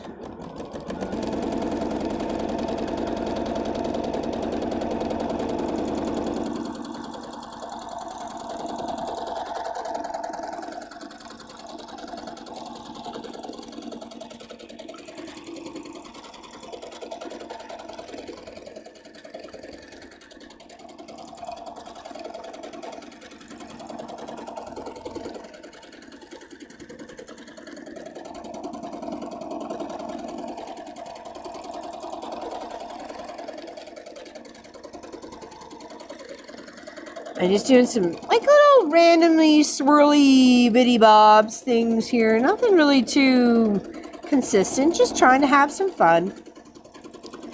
Filling in the space.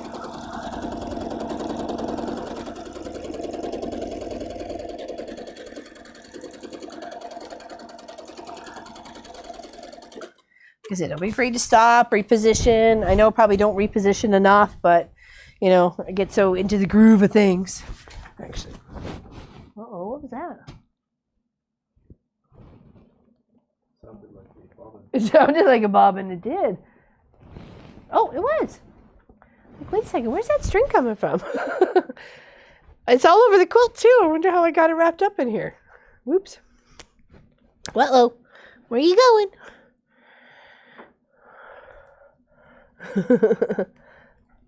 All right, I think we need to take a pee break. Sorry. Let me just wrap this up and we're taking a pee break.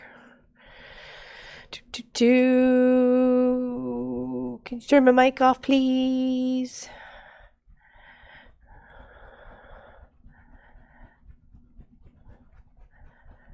Okay, there we go. I don't know how that got in there. We good? Oh, sorry.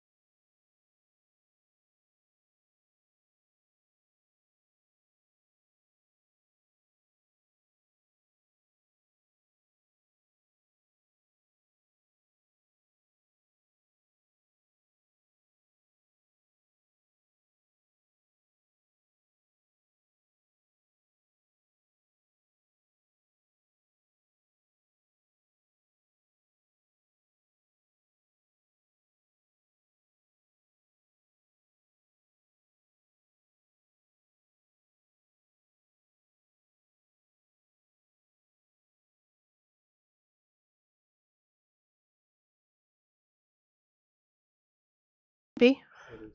Oh, it's all good? Sorry about that. How'd it go? How'd it go?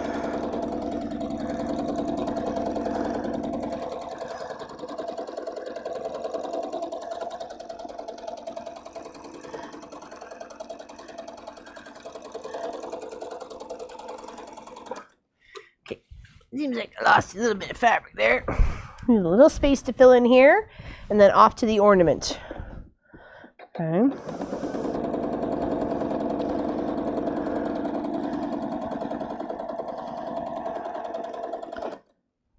Move my pin out of the way.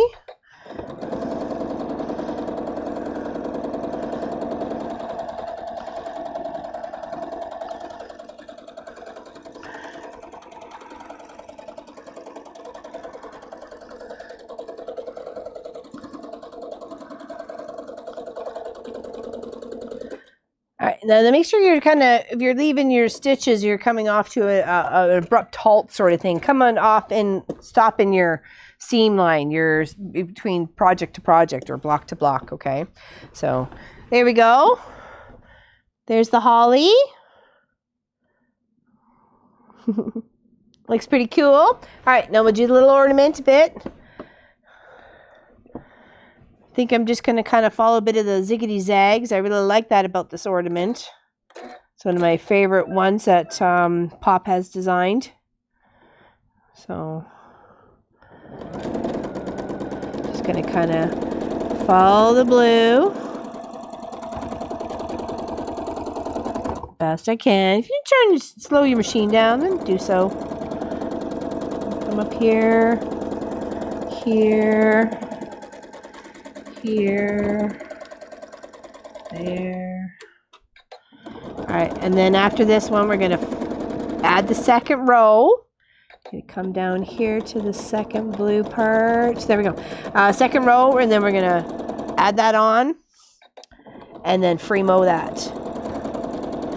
And I'll try and be a little bit more speedy here.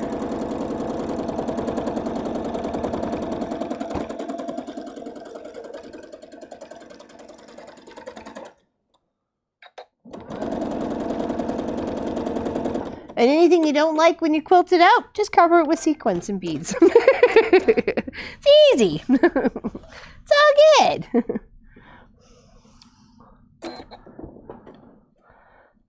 Okay, put that up there. Oops, that was a little wonky, but that's okay.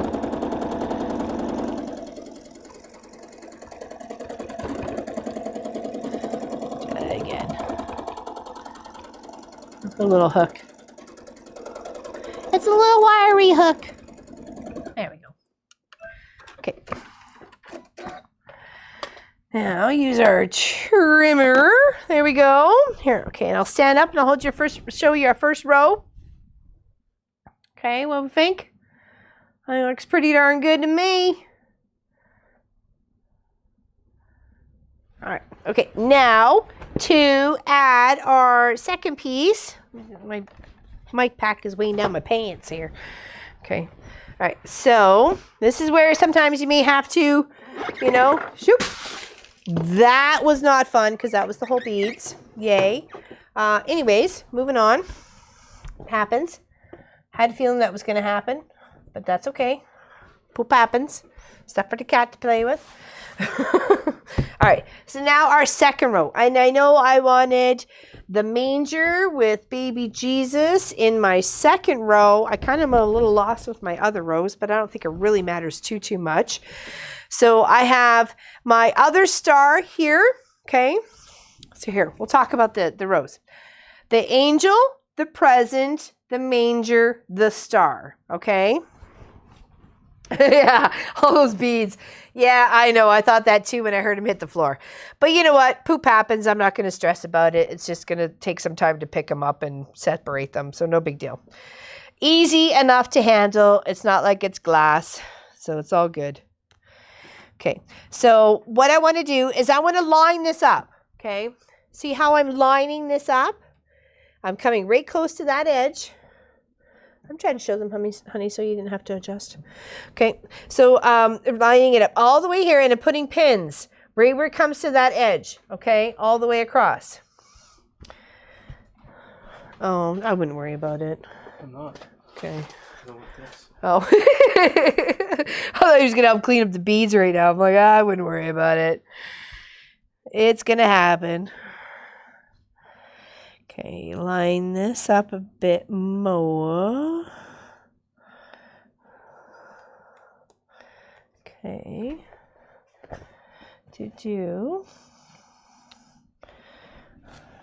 Okay. There we go. And another apology to my friend Janice. She called me to tell me the meeting was canceled last Monday, and I have not called her back. I just literally have been just so crazy busy, and I apologize, Janice. Big hugs. I'll see you tomorrow night at the meeting. I'm not sure she'll even she usually doesn't get to watch it until later in the week. So, all right, so let's line this up. And pin it, and then we're going to just do a straight seam. So we're going to have to switch foots again, I know, but that's the joy in the part of this. Okay, let's just pin this here. Are people having issues? Somebody's having issues trying to find the iCard on the iPad. Oh. Well, Pop's trying to figure it out for you because he grabbed my iPad, so... We're nothing if not trying to be helpful for you. Okay. All right. So I pinned that in a straight line-ish manner. So when I go to flip after sewing, I've got my big star here. I got my manger here. I got my candy present there and my angel on high there. Okay. So what I did for, if I can find my little... Can I do my ruler? I lost my ruler. It's better than losing my brain. Oh, no, it is. It's over here. It was just hiding. Okay. So, all right. Now, for the second row, starting with the angels on high, I chose I believe it was 11 by 11 square inch of fabric. I turn this over to the correct side. I might be able to read it better. 11 and a half. 11 and a half by, well, I need to sew that first, but I think it was about 11 and a half by 11 and a half. And then you can see I've only bordered it out on two sides to give it what it needs to be for that 13 and a half by 13 and a half. Okay. So let's move Nomi back here without taking out too much more destruction going on here. I guess it was the cable, the power cable that took everything out. Oh, well, you can't stress about that stuff. It happens. Oh, people are leaving. Merry Christmas. Hopefully see you Christmas Eve. If not, we'll see you in the new year. Or on New Year's Eve. What are you going to do? Sorry. We're just going to do a video for New Year's Eve because we don't plan to actually be here in the house. So we may shoot some stuff on scene where we are, which I'm totally cool with that. And maybe visit a quilt shop where we're going to go because it's several hours away from here. So we'll probably do that too.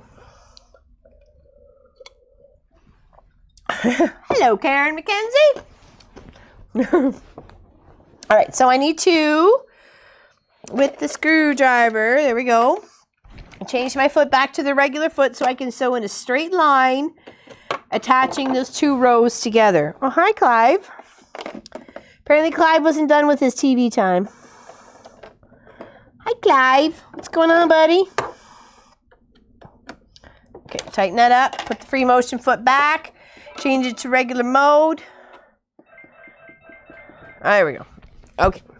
Now that I have those two pinned together, I'm going to sew in a nice straight line, attaching my first row and my second row together.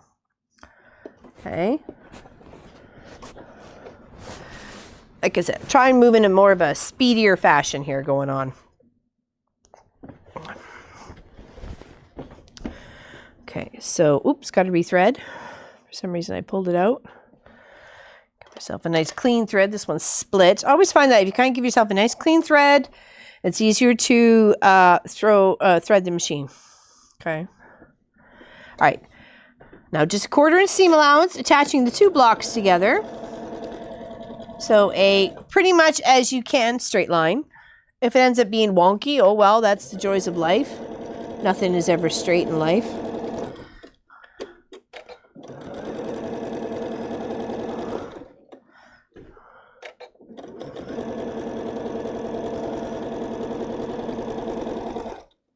Now, I said, if you want to do the binding or the bias where you're butting the fabrics up together, you sew row to row and you butt them up together and put a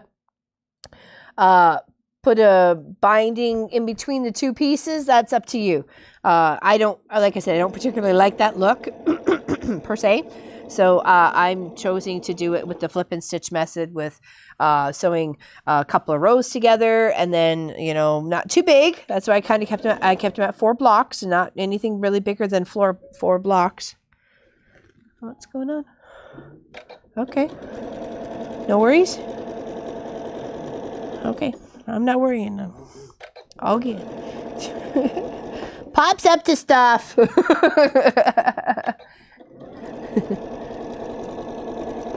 Alright. I didn't want to shake the table, so I'm trying to go not too fast. I enjoy your company. I thank you very much all for coming and hanging out. I really do. Now to remember, if you want to vote for the next weekend when we're doing Christmas Eve, you got 4 choices to choose from.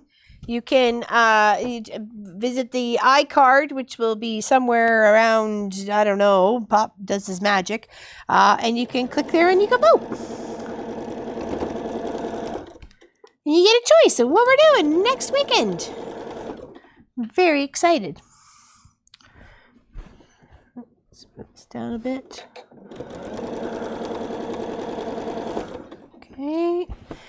And then after we flip this, we are going to press it because we kind of want to, you know, give the fabric sort of a new memory sort of thing. This is where we want it to go. Okay. Seems a little off. Karen tried to do some free motion today and sewed her finger. Oh, owie. That's not, I'm sorry. That's not funny. I apologize. That's, ow. I'm sorry. That's got to be painful. Are you a bit of a leadfoot, Larry? Okay, so now I have this row all flipped out. Okay, well, I think I was gonna switch that way, just so I didn't end up clipping anything. That'd be just what I need, the beads and the bobbin case to go everywhere. Okay, so once you sew your second row on, do a little maneuvering with the fabric. You're gonna have to do some loving and some stretching and some smoothing out, okay? And then that's where you're gonna get your pins involved, okay? It's an acupuncture section going on here. Oops, did I drop a pin? I don't know what I did. I don't see a pin there. Okay, so kind of smooth it out. Try to make sure nobody's got any wrinkles or puckers or folds or anything like that. And work your way from the bottom to the top. Put in a couple pins on every seam section and a couple in every block, okay? And that just kind of keeps everybody together. I know it's hard doing a big quilt on your machine, and that's one of the reasons why we wanted to do this. It's good so you can see a little bit more of an easier way than trying to maybe just hand stitch it or something like that, right? So do some smoothing. It's just a matter of fabric manipulation, and you're the boss, and you know, don't let it win. That's the second one I heard drop. Okay, there we go. I saw you. You again. I don't think so. Okay. So I got my angels on high. It's one of my favorite blocks. That and the manger. Actually, I love every block. I have to say, I really do. I'm glad we worked on it. I'm glad we thought about it and tweaked it, and you know, whatever it is that we wanted to happen with this whole quilt. You know, this is our project. This is our baby. You know, we did a beautiful one last year, and I thought, okay, if I wanted to make change, if we're going to do one next year, then I want to make some changes. And these were some of the changes I wanted to make. I wanted to make it a little bit bigger and a bit more eclectic, like 3 or 4 stars and 2 gingerbread man, and like, you know, a couple of this and a couple of that, and you know, that sort of thing. As much as I love our one from last year, you can always learn something from every project, right? Aw, thank you, Patsy. Are we going to Florida? Woohoo! Santa Florida. I'll take it. Okay, so now we have our second row pinned down.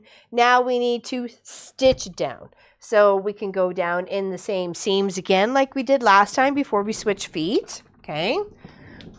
And okay, I was going to talk about each row as we went, okay?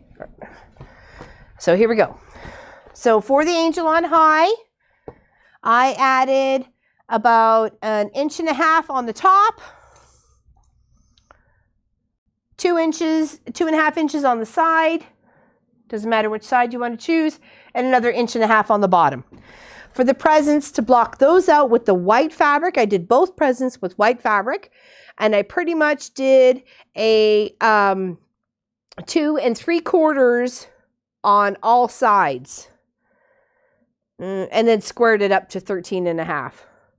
That's kind of pretty much what I did. I think this side got a little bit shy, so that's what I did for both presents. Okay.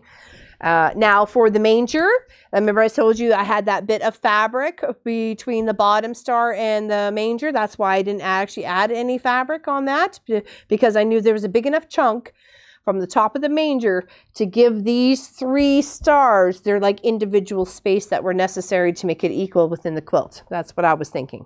So, you know, obviously that's my thought process on it. 2.5 for the top. 3/4 for the bottom, 1.5 for one side, and about 1.5 for the other, okay? Now, for the star. The star, this one in particular, because it is kind of like the odd man out. Sorry. What are you doing? Don't play with those beads. I'll be very upset. He's kind of the odd man out. So I kind of gave him just a wee bit of chunk on the top, about 1.5 inches, maybe 1.75 inches. And then a big old chunk on the side, about 4 3/4. And then a big old chunk on the bottom by about 4 inches. And then a wee tiny wedgy bit on the side, about 3/4 of an inch, okay? Why didn't you just sew the whole quilt together and put it? I did think of that, Helly, but I wanted it to be able something that you could quilt along. Because you don't, do you have a long arm? I didn't think you had a long arm. So I wanted to make sure that you could be able to do it on your machine and not have any issues. I would have loved to just popped it on a long arm. But I also like the challenge of being able to do a bigger project on here too. And be able to teach and help out. So that's all. That's all. The paper piecing ones have been a very much an interesting experience for me. I was not a big fan of the paper piecing before. Because of this quilt, I think I kind of am when it comes to the precision and precise lookingness that you can get out of some of those blocks, like the holly and the gingerbread man and the bell and stuff like that. And there was a paper piecing of sorry, what was I thinking? There was the bell, the holly, oh, the stockings. Okay. There could have been a paper piecing of the stocking too, but we decided to make it as a whole piece and just kind of make the background a little bit busy on one of them sort of thing. So, I mean, it's a bit of a mix and a mash and things we love to do, right? So, well, I just want to be able to have fun, and I want to be able to show that you could still do it on this one, even if you just hand stitched it together or just put ties or, you just did around each block in each section, right? So, aw, thank you, Judy. Yeah, you can do it. I know you can, Vicky. You can. I thought of actually switching out my machine, but I didn't in time, and I'm sorry. Okay, now let's get busy. Let's get crack-a-lacking.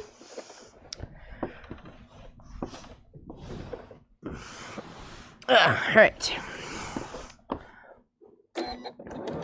And it's on regular stitch. Yes, it is. It's where I want to be. Oops, I got a snag in my nail, so I keep getting little threads and stuff caught in there.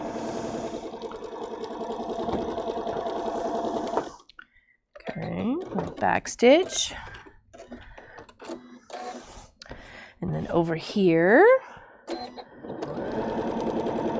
So it will be an extra long video today. I know the longest we've done is 3 hours, but it might be a wee bit longer than that today. We'll see how fast I can get my stuff together here. Okay, now let's come down this one here.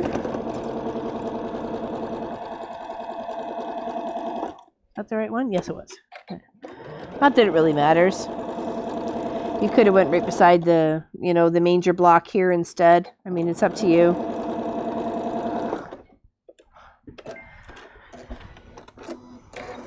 All right, now. I don't think I really want to touch the manger block on the inside. I like it so much the way it is with the little light colors of this star here shape and then everything else. I think if anything, I might just kind of go around the stable and the star, and that's it. That's all I'm going to do. I'm going to leave the rest the way it is, even if it's puffy and bulky and whatever. It's the dimension that I am looking for in that block specifically, because it means a lot to us. It means a lot to us as our family. All right, so cut. All right, so let me do the other side so I can stabilize this block before I start working on the stable. Haha, stabilize the block, get it? I'm so funny. Sometimes. I get my punniness from my sister Lisa. She's a very punny girl. Okay, oops. falling apart. Oh no. Okay, I want to turn this upside down. Just, oh, where do you think you're going? I think you came undone, didn't you? You did too. So poke you back in there. Flip and flop. And I just want to trace my manger, my stable. Only the inside one, because if I were to do the outside one, I'm cutting through my sheep, and I don't want to cut through my sheep or my lambs or whatever the fluffy little critters are. Okay, so I'm just going to come up on the inside of my little building and trace it around. Okay, and then I'm just going to do the star. And then I'm going to leave this block when I free motion. I'm just going to leave it the way it is because I like it just the way it is.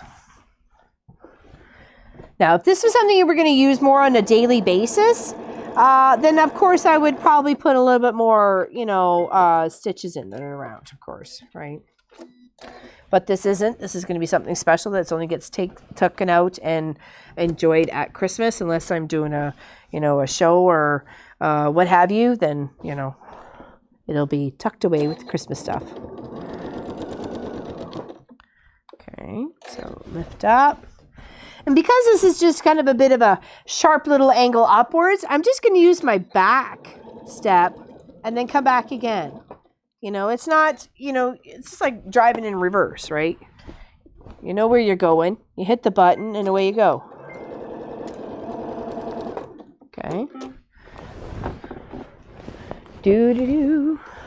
All right, move and shift.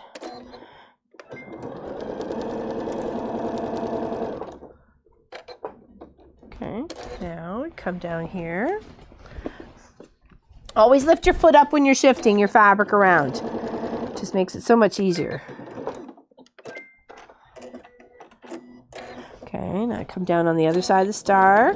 Because I had the tip of my star, unfortunately, disappearing out to the other side of my block, so that doesn't really help me much, but...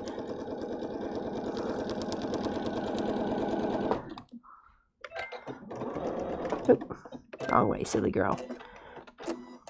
Okay.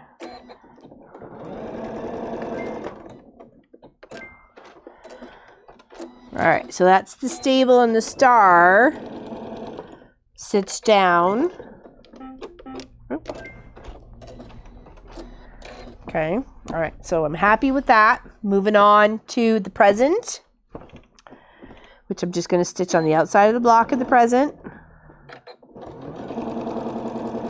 Right in that little seam, right in between.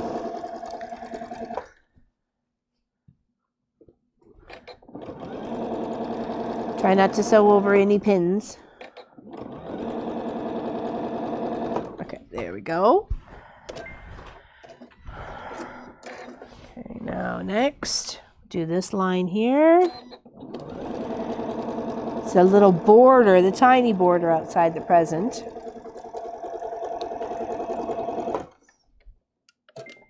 Okay. Now moving on to this one.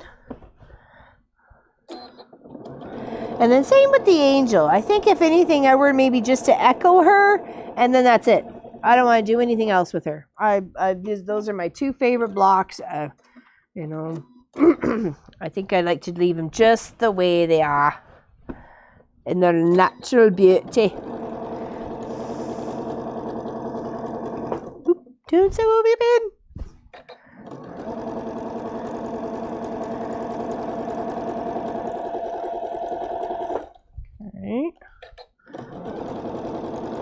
Now this may be something you want to take a break with because it does get a little bit tiresome on the shoulders and stuff. Oh, Grace is leaving. Bye, Grace. Big hugs. Okay, all right. So I think I'm just going to do a couple of my other angle ways here for the stitch-ins, and then we'll switch to the free motion foot. Okay. I only want to do free motion on a couple of blocks, so.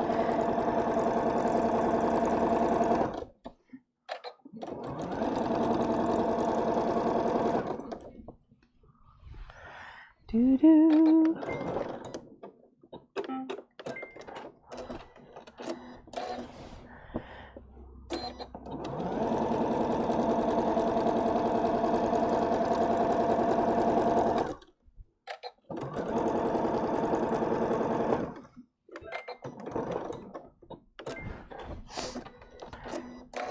was actually fun. I was working on a project for my girlfriend Mary Jo the other day, and it was for her husband and her son, and her son and Munchkin are kind of close to the same age, maybe a year or two difference, not too much. Anyways, and it was something very personalized, so I was so happy to work on it and be able to personalize it in that manner, right? To have it that extra specialness going on.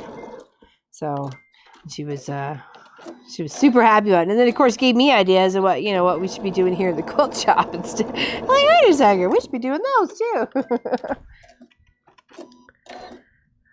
I have spent time in Scotland. We went there for a trip when we lived in the UK. We lived in England, in Hertfordshire, Stevenage area. So, the wee town called Hitchin. That's where we lived for about 3 years. About 3 years we were there. All right, now, okay, done the present. Angel, I think I'm missing a side of the angel here. Let's do there.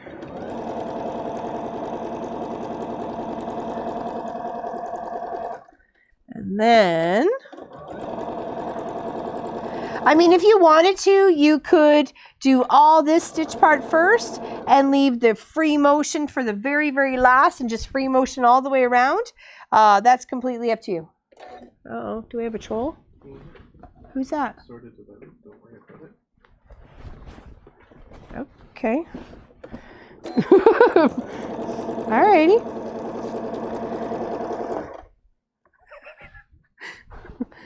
Interesting. All the text I miss is I'm busy. It's okay.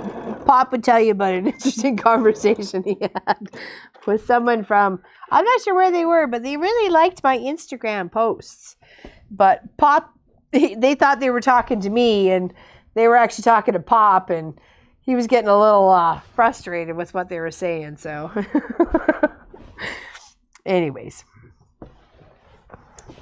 Okay, so I said, if anything, I would like to echo the angel. The present is fine the way it is because it's stitched all around. The manger is fine. I think I'm going to work a little bit more on this. Oops, sorry.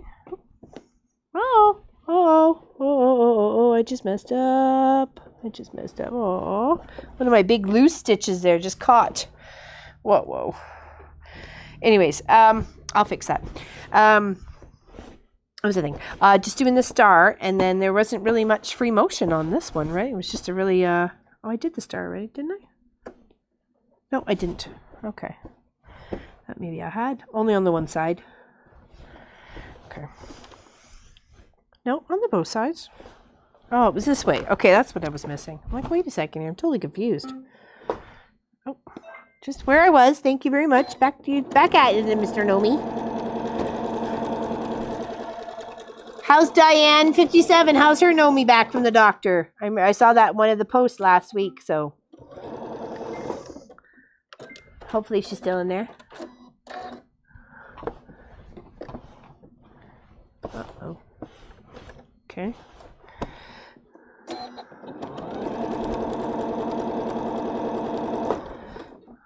I can't help the trolls. Sorry.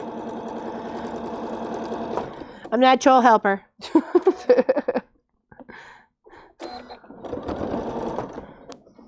Okay, now a quick switch foot. After I'm just going to do a little bit more of an square on the inside of this big star here, because that's all I pretty much want. Because I really want it to be fluffy. Okay. And we only got a few more rows to go. So, like I said, I'll try and speed her up a bit. So we can get this project done to the point where you know what you can do with the rest of it on your own, okay? Make sure you're comfortable enough.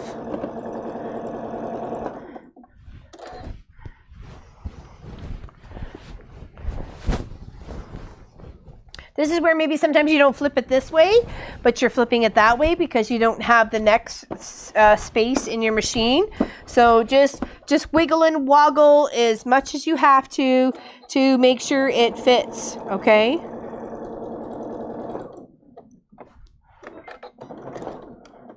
Or you sew the whole top together, all the pieces, and you send it to me and say, long arm it, Laurelyn. And I'm like, okay, no problem. I can do that. Okay, so switching foots. Here we go. I think we got a big loose thread in here somewhere. I felt it. Thought I felt it. All right. Use pop screwdriver.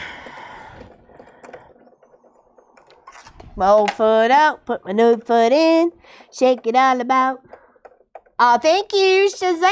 I haven't used it yet, thank goodness. But if I do, it's the superhero, so it's okay. And it's I was gonna say it's right here, but I think I might have fell on the floor when everything else went chaos. Chaos. Okay, now we are gonna free mow the second row. We're going to highlight this angel first. We're going to do a bit of echoing. Sorry, I had itchy lip.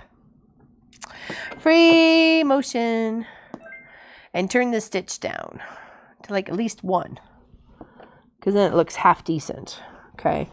So let's start at whatever point we are interested in starting at, as long as we end back there. And you can use a 1/4 inch, 1/2 inch, whatever it is, you just want to echo.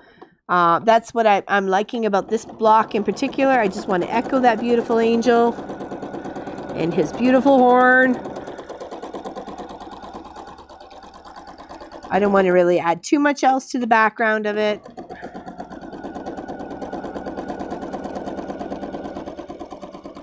Just kind of tracing the body.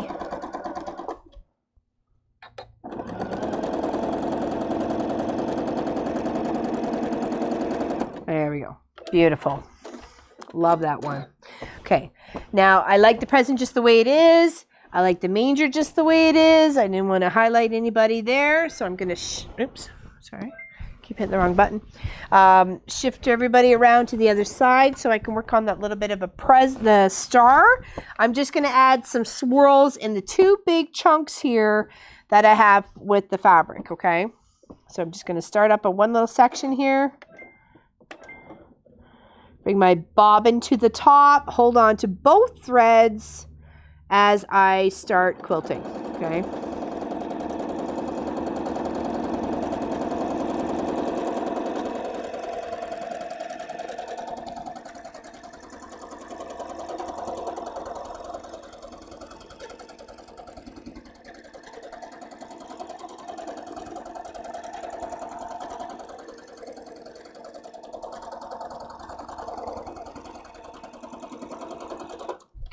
Stitch over my pin.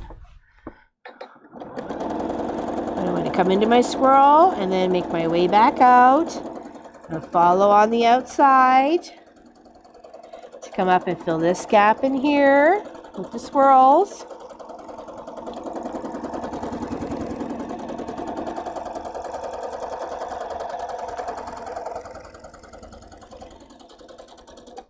Stopping and shifting, repositioning, however many times you need to do it. Apparently it says bobbin thread insufficient, so let's just try and finish it up until we figure out what we got left.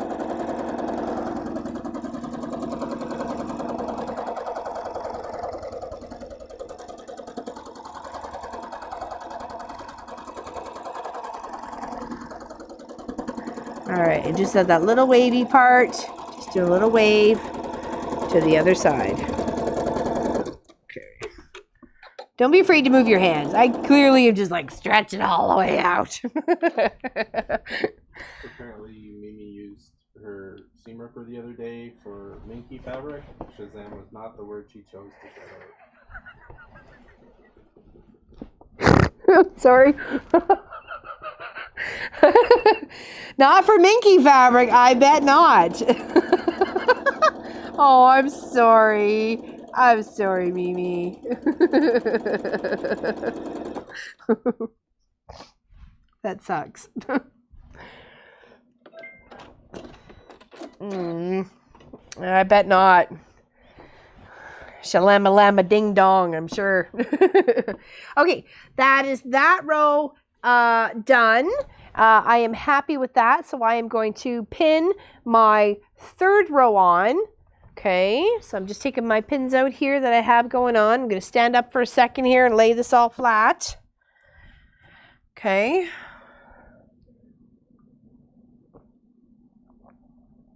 A scalpel? Yeah, I guess so.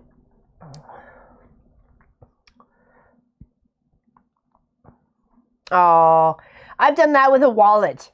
I sewed the wallet incorrectly, and I'm like, ah. I literally pretty much had, it was probably easier to start fresh than it was to rip it all out.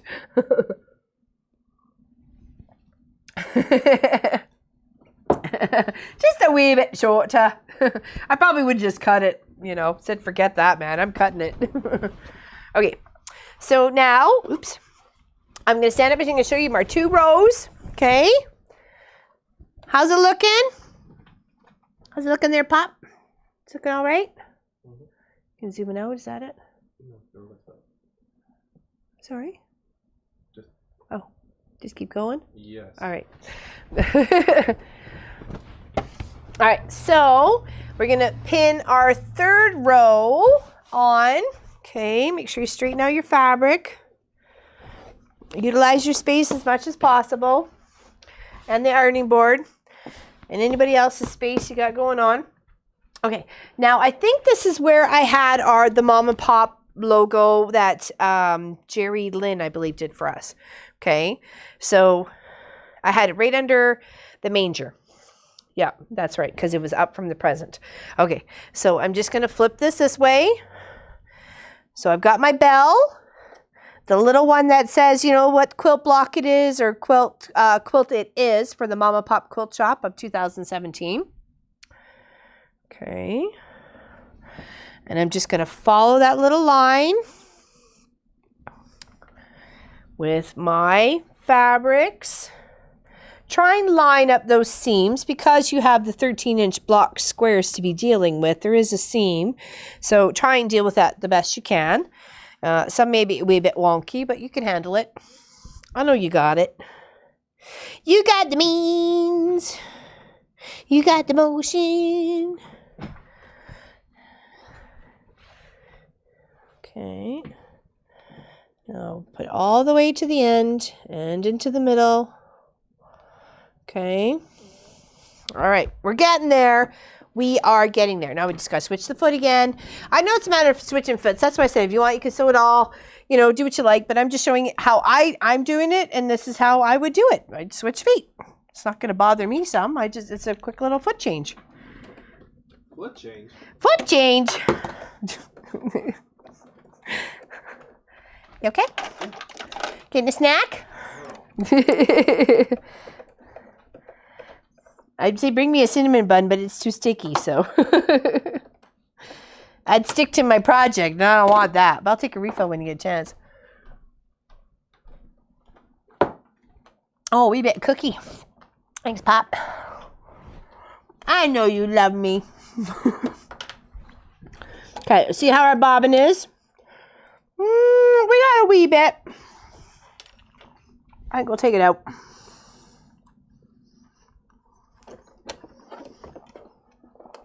All right, there we go.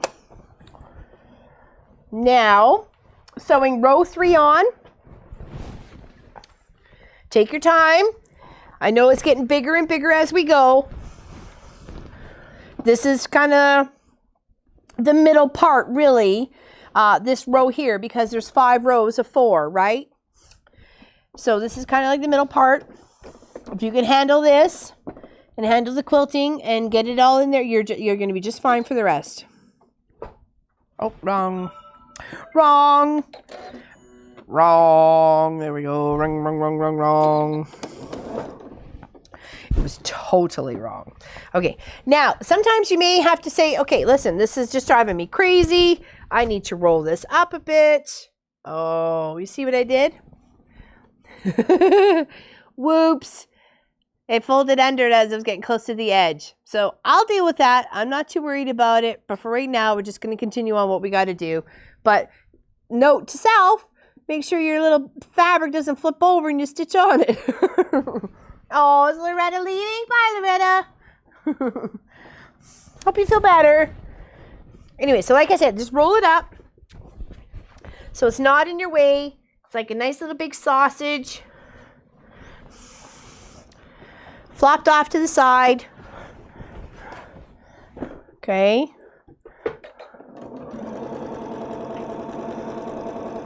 Then there's the whole straight line all the way down, and then we're going to flip, and then we're going to press. Did I press last time? I thought I pressed. I hope I pressed.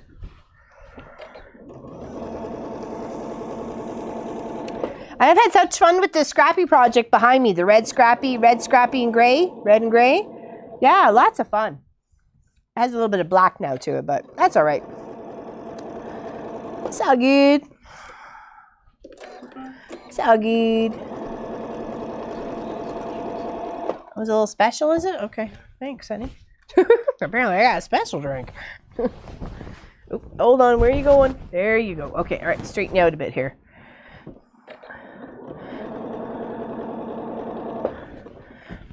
I was talking to my sewing students the other night, and we were talking about a girl who had, in reference to them that, who I knew who she was, you know, Jenna with the broken arm. And I go, oh, Jenna, so she's a wee little thing. And the way I'd said it, the girls were like, she's not a thing, she's a girl. And I went, no, I don't mean it that way as an offensive meaning. I mean, she's like a wee, you know, she's a wee little thing. You know what I mean, girlies? And they were just cracking themselves up laughing with my attempt of a, you know, accent sort of thing. But yeah, they were killing themselves. They're like a wee little thing. They're trying to copy me. I'm like, just like you are. You're a bit of a wee little thing. You know what I mean? We had good times. Good times while sewing lessons. I wouldn't say I'm cheap entertainment, but at least I'm entertainment.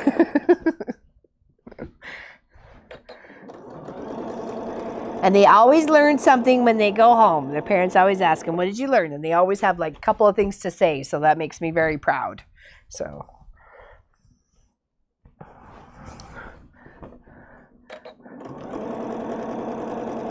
I'm loving always love scrappy quilts. I have a scrappy quilt on my bed right now. It's folded over in half because I didn't put any batting in it, and I just wanted it to be like a whole piece. I just used a top sheet for the backing. It was a top sheet that I really liked the feel of. So it was kind of like my summer quilt, I guess, if that's what you want to call a summer quilt without any batting. So it's one of my favorites because I can fold it up and I can put it around me, and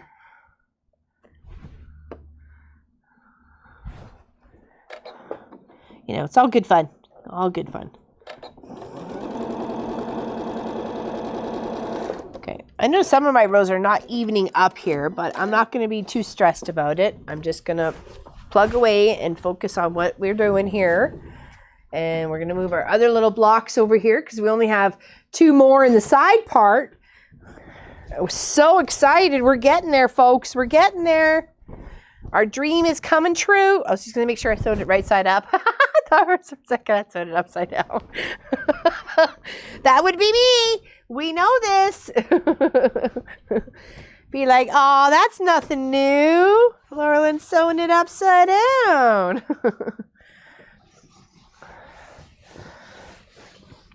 And of course, you can 3D your bows at another time. You know, that's when you can pop a little stitch right there or something like that, or pop a sequence in there.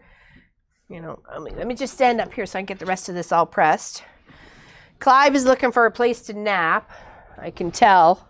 He's got that wandering look about him.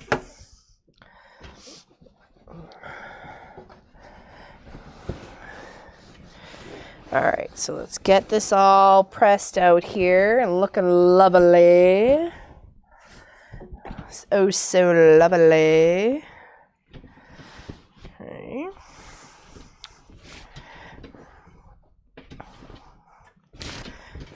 Like I said, this for some reason the side did not line up right, but that's okay. Like I said, I'm not stressing about it.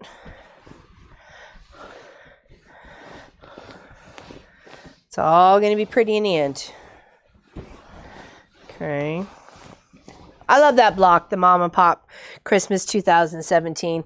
I know she said it was supposed to be for the quilt, the 9.5-inch blocks, but there really wasn't a Christmas quilt. So it was just, people wanted to send in the blocks and where they were from, and it was really no time limit on it. But I really liked it for this, so hopefully she was okay with that. I was really quite honored to put it in this quilt. All right, so grab our little buddies to the back here. Okay, here we go. Do some pinning. All right. Don't worry about the little threads until afterwards. You'll be there forever and a day if you keep trying to snip them out now. So just take the time afterwards. Okay. Okay, there we go. Straighten it out.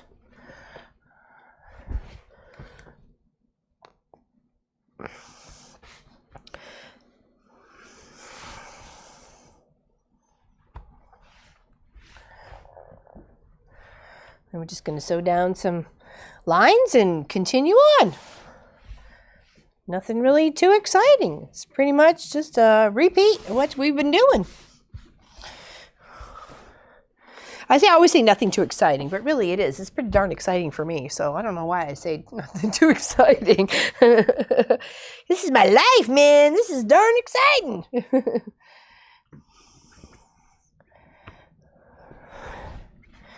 Do. All right, now I'm trying to move the other section to a flat spot before pinning because I don't want any folds or tucks in me backing or anything. Okay.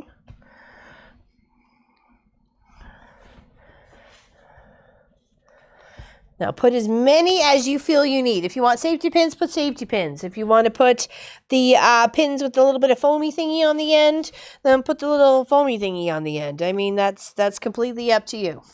Okay? I'm not telling you what to do. I'm just telling you what to do. No. How come you're not listening? Why you be such a rebel? Just do as I say. I figure it doesn't work for Munchkin. It really wouldn't work for you either. So, okay. So now we're going to put these little buddies off to the side. And we're going to quilt down this section here. Okay? Do. It is, spray basting is way easier. And I totally agree with that. But not a lot of people have spray based. So, and it's kind of expensive. That stuff's like $15 a can. I was like, almost had a heart attack when I think Pop and I said, don't buy one, buy two. And it was like $35 later. Bye, Sue. Have a great one.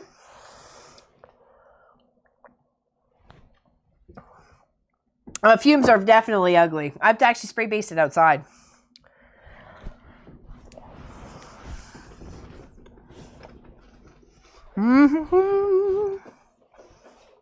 All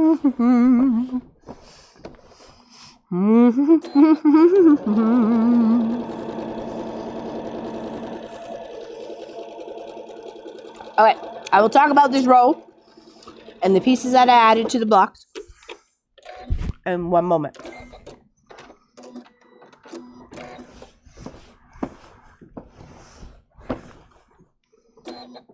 All right. Then the Mom and Pop Quilt Shop Christmas one here was 9.5 by 9.5. And I chose a very complimentary pattern of white because there's a bunch of little white dots in this one with little beautiful circles and so on and so forth. I chose white dots for the outside of it. So it would all match together so no one would think it was from something else, right? You know what I mean? I just tried to keep it consistent. So we added stuff. There we go. Okay, we added to it approximately about 2.5 on each side, and then I think it was about a 3-inch on the bottom and a 2.5 to the top. So 2.5, 2.5, 2.5, 3. That was for that one. And then for the star, because we just chose a base to put it on, I think it was 11 by 11, but let me just check here. Once I get English. Yeah, it was 11 by 11. And we just blocked it out on a couple of sections to make it the 13.5 by 13.5. I added a 1.5 on this side. It looks to be about 2 3/4 on one side there. Another 1.5 inches on that side, and another like 3/4 of an inch at the very top. Okay. And then for this other star, because there's 3 stars, 3 small, 3 big, 3 all went into one square, which was easy. The other ones are a bit mixy-matchy. For the other star, we have about 2 3/4 on the one side, 3 inches at the top, and this is with including the seam allowance, okay? So, and we're 2.5 on the side there, and about another 2.5 on the bottom, okay? And then to block out the big present, not the little present, but the big present, we're talking 2.5 on the top and another 2.5-ish on the bottom. And of course, square these all out to your 13.5 by 13.5, okay? So that's what we got going on there. On row 3, I love this little purple fabric with the flowers and the little goldy bits. It just kind of actually ties in all rest with the Christmassy quilt. Even though there's not much purple on it, but the fact that it itself is purple really kind of stands out. So I like it. I like it a lot. Oops. Oops, squeeze. That's not the button I wanted to push, but that's okay. Okay, make sure everything's straight underneath and you're not folded any fabric like I did on that corner edge or the edge of the quilt there. Okay, and I'm just following the quilt square all the way around. And then when I come to the star, I am just going to echo it like I did with the free motion, leaving this the way it is. Going to highlight the bit of the star in the center there and the 2 lines on the present. So I'm really only just going to free motion the bell, okay? And then we'll stitch down row 4. Oops, keep moving. I'm moving one way, pedals moving the other.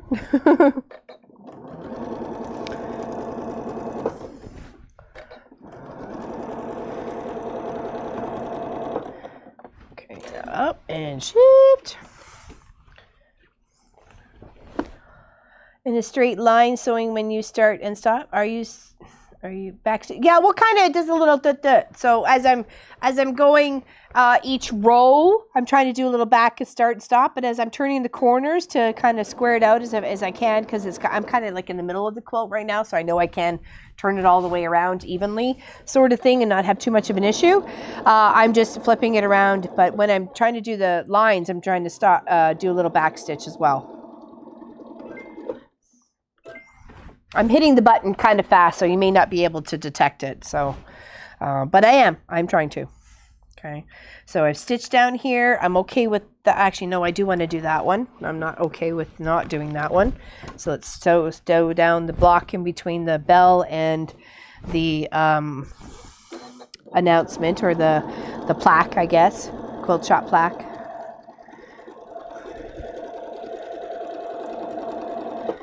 This one came out, so we will put that back in there.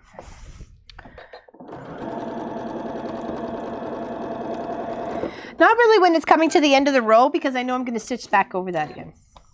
Uh-oh. What's going on? It's crazy stuff? Well, sorry it happens. It's the internet. I'm going to blame the internet, not us.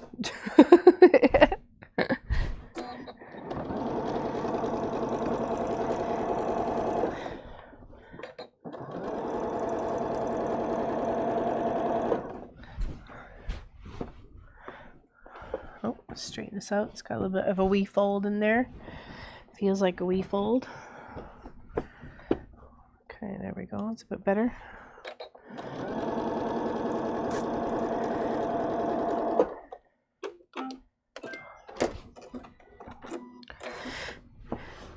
I didn't realize we were disappearing. I'm sorry. I didn't realize we were having issues.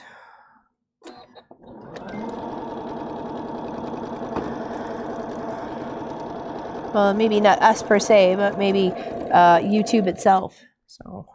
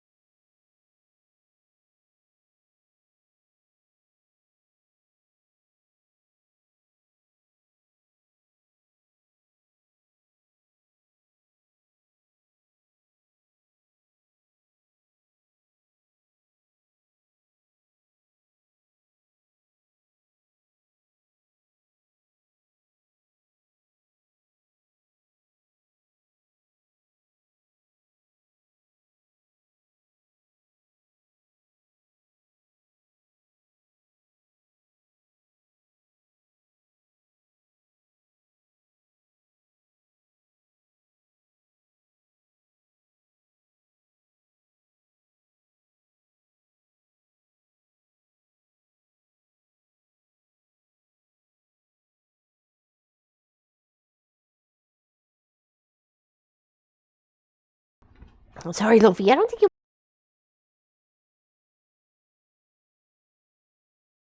Yes, there is. I think I can get my sweater caught in. Hello, babies. Hi. Okay. Sorry about that. Wait, a cough and fit. I knew it was coming. I could feel it. Because I talk too much, I think. Me? Talk too much? I don't think so. Actually, my mom's the same way. She gets talking and talking and talking, and then she coughs. I feel bad. So it must be hereditary. I don't know. I think it's excitement. Okay, I'm just doing in the square of this star. I appreciate the recipe for the honey drops that was given to by... Oh, sorry, honey, who was it? Why am I supposed to remember? Because you are. Anyways, thank you very much for the recipe. I think we're going to make some. We're going to try and make some. We have like a huge, like 500 milligrams of honey, so. Yes, hello, sorry. Had a wee bit of a coughing fit. I apologize. Okay, so. Ooh, Pop swore. That never happens. Whoa. Good thing you didn't hear that. Okay, just highlighting around the star itself and the block. So the inner square and the outer square of this block. And like I said, the only thing I think I really wanted to free motion around is the bell. So let's get that going here. And then I could choose, if I choose to free motion something else or different or whatever, I can do that after it's all put together and I don't have to worry about it, okay? So I apologize for coughing in your ear. I am putting in something to calm my throat. Time for you to go. Bye, Becky. Please share on Wednesday. Okay, I will. I promise. I will show on Wednesday. I promise. Thank you for watching. You're much appreciated. Okay, hopefully that little candy, or it's not a candy actually per se, but little lozenge. I always say lozenger. There's no R in it. I don't know why I keep putting one in there, but I do. I don't know. Nonetheless. Okay. Do. Okay, we're puttering along. Sorry for coughing in your ear. I hope to be feeling better by next weekend. It's Christmas Eve, and I have already sent my letter to Santa Claus, and we're making cookies, or whatever else we're doing, because I gotta make stuff for Santa Claus or he ain't coming. So Pup says. Okay, so I think I've stitched down everybody in the party that I'm hoping for. The only thing I really want to do is some free motion fun on this bell, just kind of surround the zone of the bell. So let's switch my foot back out fast, and then we'll be able to place row 4 right after that, okay? So let's take this and the screwdriver and switch the feet real quick. I wish I knew where my other foot went. I mean, not my foot, my screwdriver. So disappointing. It's not the first time the cat has, knocked something off, and we have one of the heat vents doesn't have anything on it, so it's easily enough for something to go topsy-turvy down there without any issue. And we've also had sorry, him go play on the back of the long arm too, and take the scissors off and thread spools, and yeah, Clive, we love him, but boy, sometimes he a pain in the butt. Especially when he is, go back the other way here. I think I hit a wrong button. I was like, I don't know that screen. Why is it doing that? Okay. There we go. Just turning the free motion stitch down a little bit. Okay, so what I want to do is I want to trace around the bell and trace around the holly. Okay, so I'm going to do it as one big unit, not separating these 3 hollies or anything like that. So I'm just going to kind of come in a little close here. Oops. You bring the bobbin up. Sometimes you just got to be a wee bit gentle. Okay, and then just follow it around.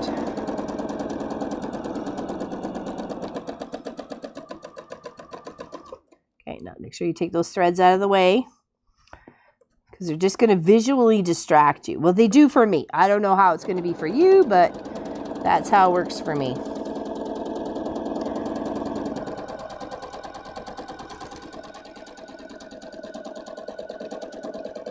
Just kind of following the shape of the holly a little bit. Taking the pins out as I need.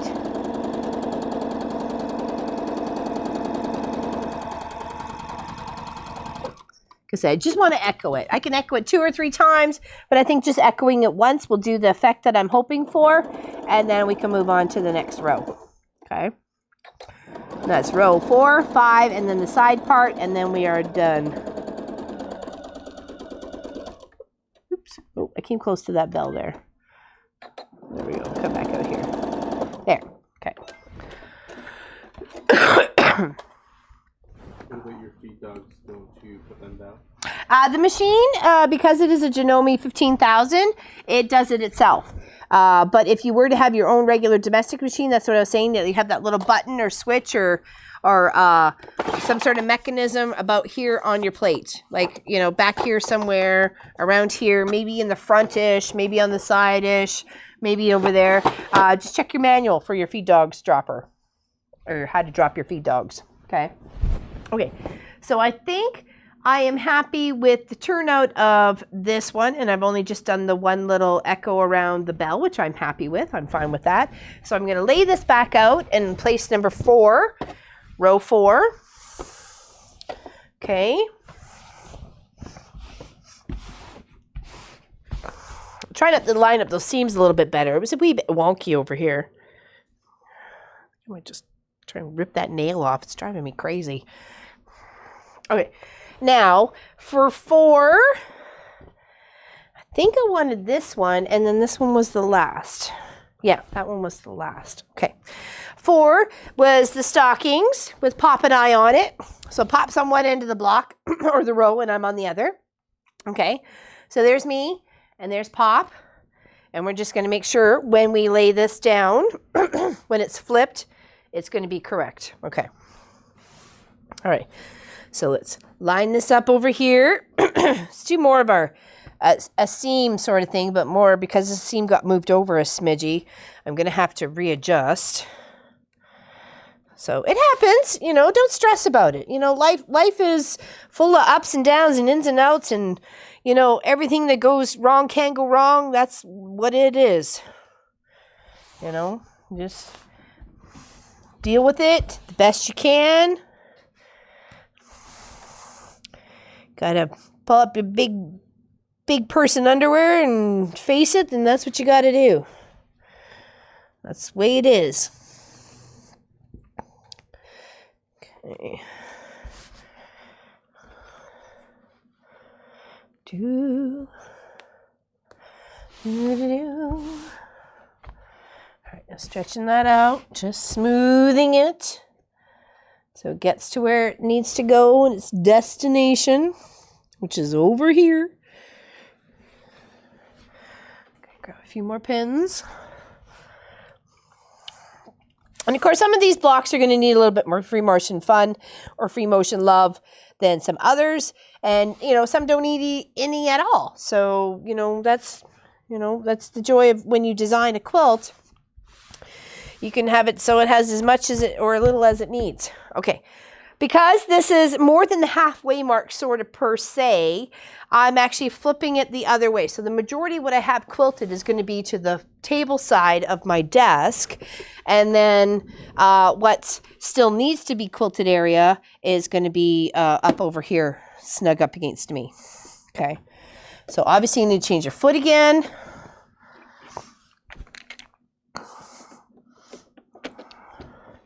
And then just going to change my back into a straight stitch. Yes. And increase it a bit. You can hear the little the is the drop-in and the raising of the feed dogs. Some machines have it, some machines don't. I think just because I spent a lot on the machine, that's why it has it. Oops, just make sure it's one more. Thanks for the screwdriver, Pop. Okay, so now I want to make sure I'm stitching in the other direction because we were coming down in the other towards the block section where we're going to put your house to mine. Okay, so just do a nice straight stitch, 1/4 inch seam allowance, the best you can.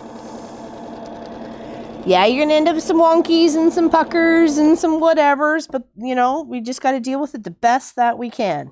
That's the way it is. It's fabric. Welcome to the joys of fabric.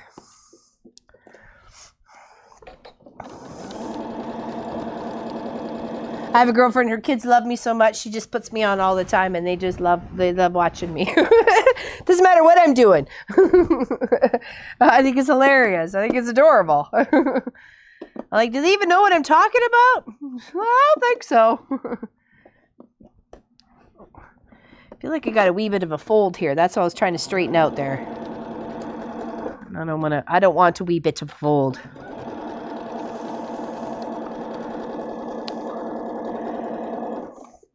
One of my favorite blocks right here is the Christmas tree block.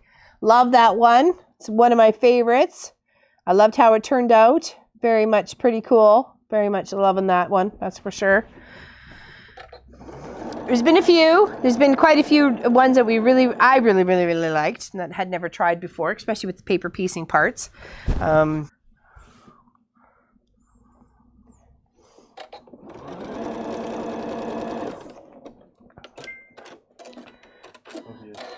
Just reconnected. Yeah, just reconnected. Okay.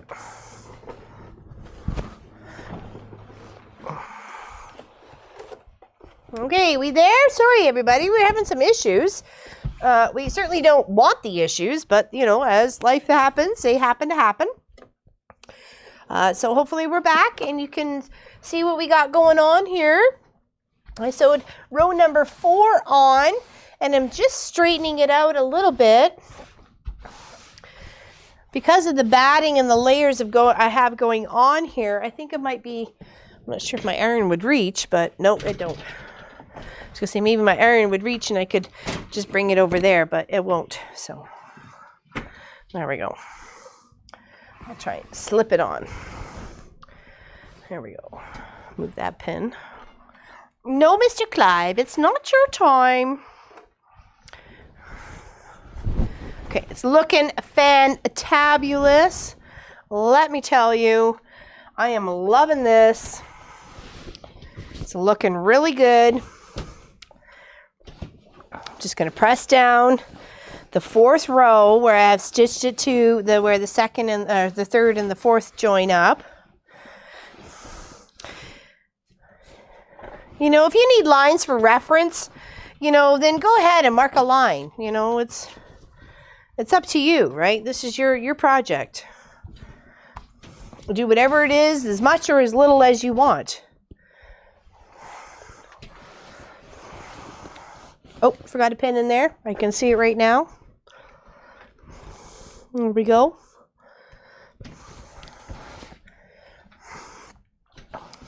And that, what you don't do. Don't include a pin in with the project. I've actually saw one of the long armors, they'd sewed one of her pins in and it hit the needle. She was like, it was on an automatic stitch and it, she was wondering why the needle broke. Like what happened? And she realized there was actually one of her pins that happened to be in between the batting and the backing had got in there. I'm like, oh, that would totally stress me. How do you get that out? Like, how do you deal with that without crying? And I've never broken a long arm needle. I've broken many sewing machine needles, that's for sure, but never a long arm needle. Okay, so here I'll show you. I'll stand back so you can see row 4. Oops, taking out the chandelier. There we go. How's that? Looking good? All right. See what it needs sewing loving wise, and we'll go from there. Okay, so spread it out.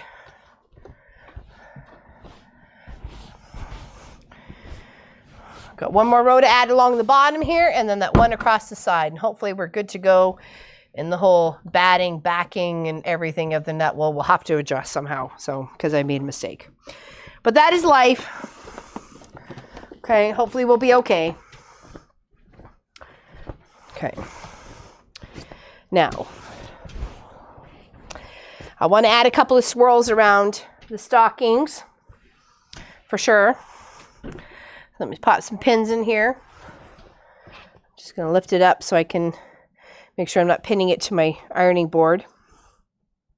Okay.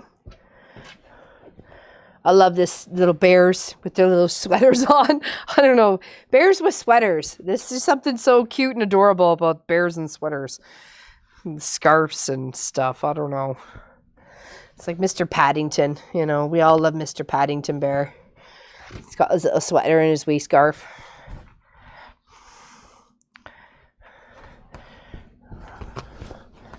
Okay, for some reason the backing looks like to be a wee bit of a wrinkle over here. Okay.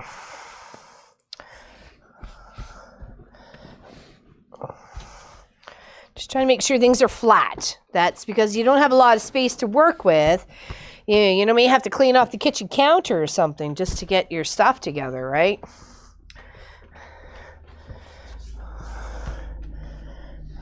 Okay.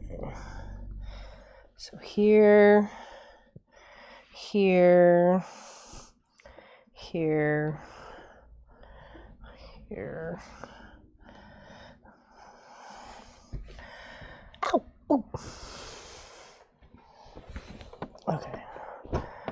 There we go. I think I might have a wee bit of a... Ow! Oh, that was a deep one. Oh, well.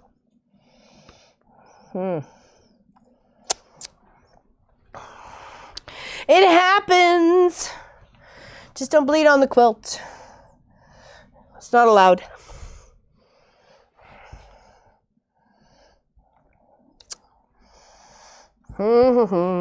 Just put a little bit of pressure on that for a second here. I kind of just jabbed it, poked it right into this one right here. I forgot it was sitting there, so. Oh, well, oh. Blood, sweat, and tears. Yes, they do bite. That's okay. We're good. See?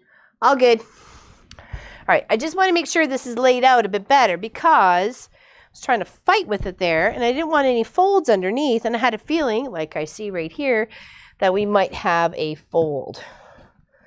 And that's not at all what I'm looking for. Clearly.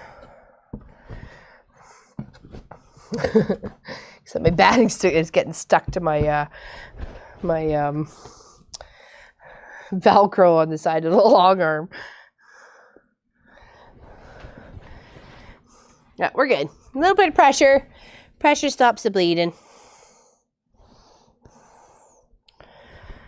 You'd never know I was a certified medical technician, but I am. Jack of all trades, master of nothing. All right. Okay. Still looks a little wonky with this whole placement of the fabric here. So I just want to make sure it's all stretched out. I think I'm going to put it on this side here. Hopefully I'm not taking anything out on Pop's side. I apologize if I am. Okay, I just need a nice flat, pinnable surface. Okay, that I can feel it. There's no puckers going on. This is one of the major issues. If you have to take all your pins out, like you can see it I'm doing right here, something obviously is not shifting right. Something's a wee bit wonky. Then do so. Don't just continue on, and that's just going to progress the problem to something you don't want or need or desire, okay? Okay, try and repin, and then look at the back again, and if it's looking good, then go ahead and sew down. If it's still a little looking wonky, then, you know, oh, geez, I didn't even feel that one. All of a sudden, I just saw the blood.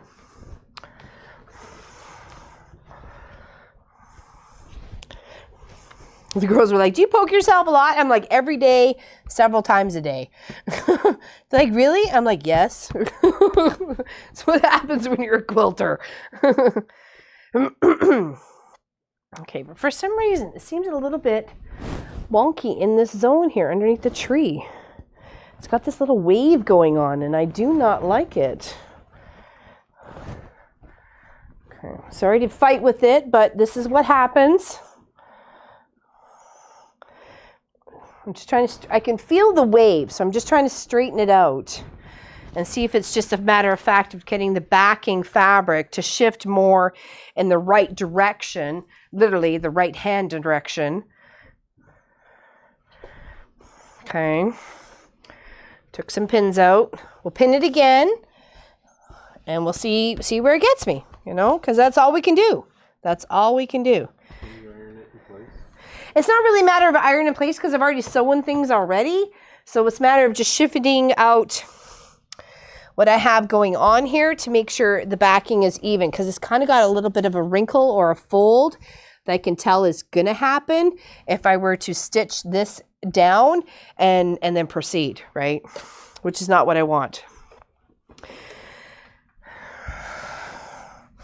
And of course, you know, when things don't go your right way, you get frustrated and you get a little, you know, testy. So I apologize if I get a little snippy. It's not what I'm meaning for. I just would like to try and get this to the spot where I know we can all be happy when we continue on. Okay.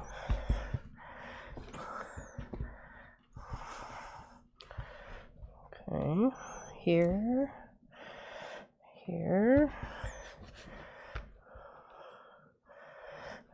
Here.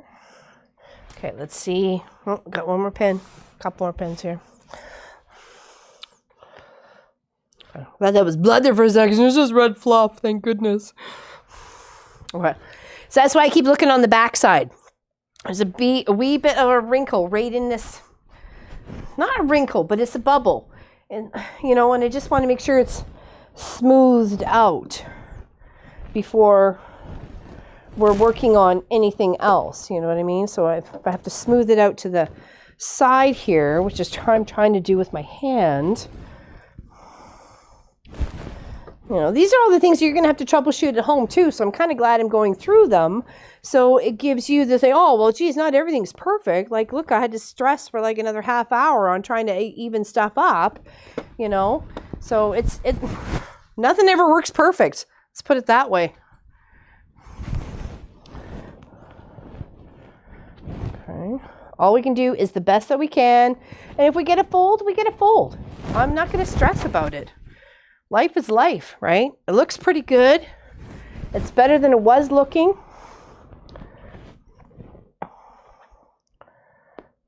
Okay, had a really prominent big bubble fold in there, so now it just has like a little ripple, which I'm kind of okay with, because if it gets pinched down, that's okay. And like I said, I'm not going to stress about it, right? Okay, so that's much better than what it was, even though we're fighting with it. Okay. And we have our regular sew foot on. Move some of the beads out of the way. Reset my pedal. Okay. All right, here we go. Hopefully we're good. I have to rethread this again. Jeepers creepers.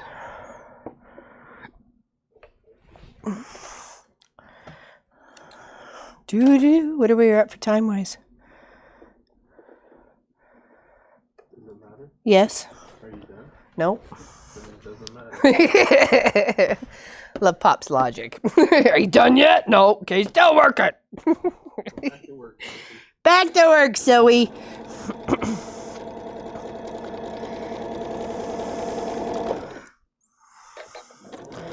Just making sure I wasn't bleeding on my project.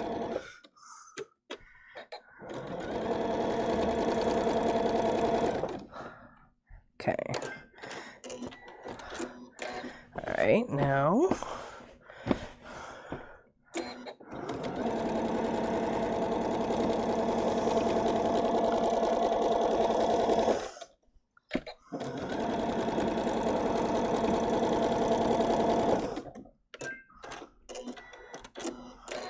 Trying to get a lot of those straight lines in first, in place here, before I do anything else. So I'm just gonna follow each like little block of the tree.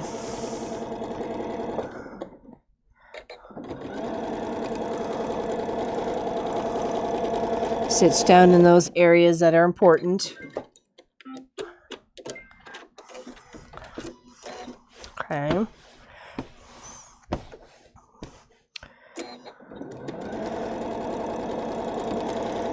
We're almost there. We're getting close. Appreciate sticking it out and watching it out to the end and seeing how this beautiful project's coming together that we've all worked hard on. It's midnight? Oh no! I'm sorry, Hallie. Are you gonna turn into a pumpkin?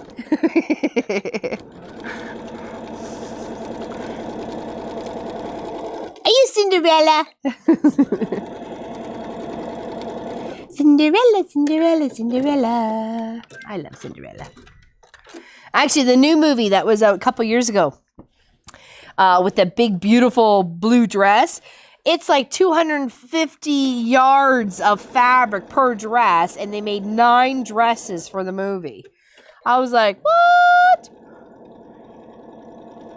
That is amazing.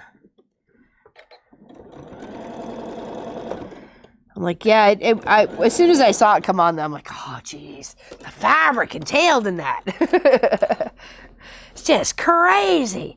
Okay, so I like that and that. I'm just going to come down each side of the present here.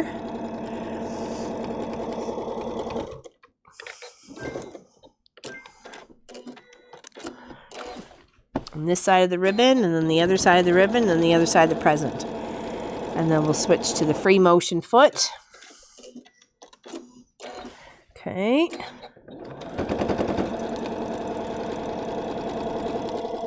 Like, actually, was there anything I really wanted to free motion on this one? I don't think, I'm not sure.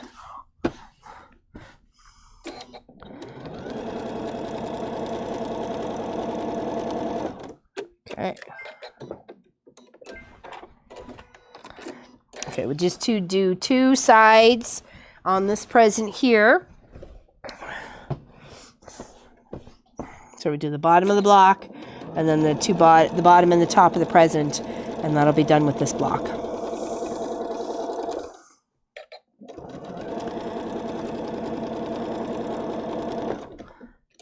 Okay, spread that fabric out a little bit. Echo stitching, yeah, why not? You know, you can. You know, highlight the present, highlight the trees, highlight whatever you want. You know, even just doing straight lines. You can just do straight lines from edge to edge of the quilt. It doesn't matter. So, well, I'm sorry it's so late where you are, Helly. Just think if it was New Year's Eve, you'd already be celebrating in 2018. And we'd all be in the past. We'd all be behind you.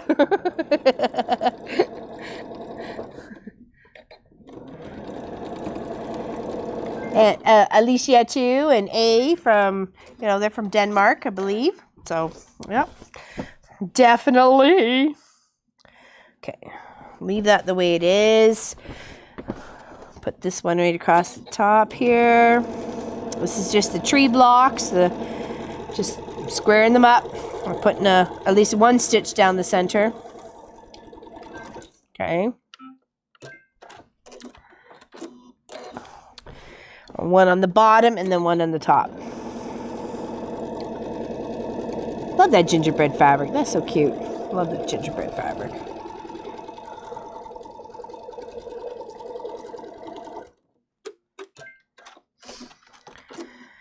Okay, and then at the top, and then we can switch to the free motion foot.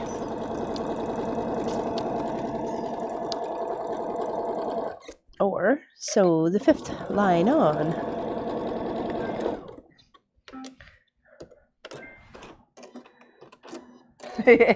You're here of your own free will. That's good. I'm glad. Okay, because this feels a little different here. What's going on here? I said there was really not a lot of free motion I wanted to do on this one. I think I am just going to echo this boot.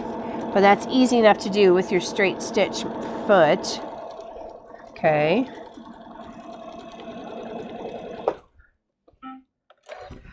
Shift and move it, and then we'll add the 5th row to the bottom. See what needs to be done there, and then we'll add the side.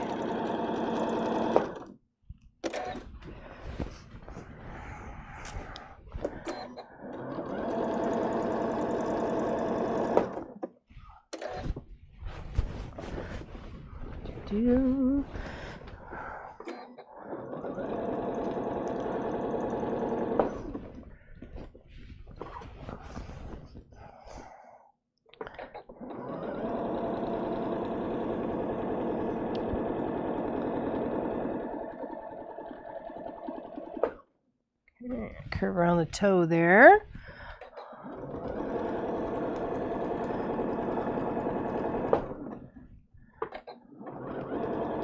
Okay, now stitch that. I think we're good. Do the other little bit of a stocking over here. Pop stocking. Okay, shift. Shift. There we go. Do a little echo around that one. And we'll just add the 5th row after that, because we don't need the free motion foot for this, because we can do it with our regular one.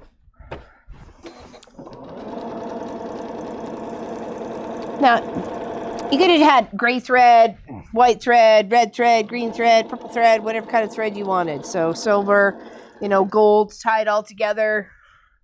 You know, it's completely up to you. You know, this is where, you know, your imagination steps in and goes, hey, I like, you know, I've got this big spool of, you know, gray metallic thread or something. I'm gonna do this quilt up in it. So why not?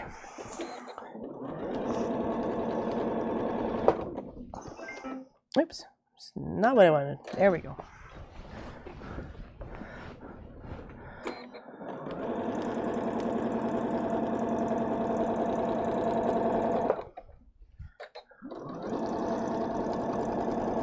Okay, all right. Now, you're not in a hurry? Think you might have other things to do today besides watch. Well, I'm glad you're not in a hurry. Okay, look at that. It is looking so beautiful. Okay, now for our last row, we got to flop stuff over here. Hopefully I don't unplug anything on Pop's side there. Okay. Now let's move this under here. Smooth out our backing because we don't want any wonkies.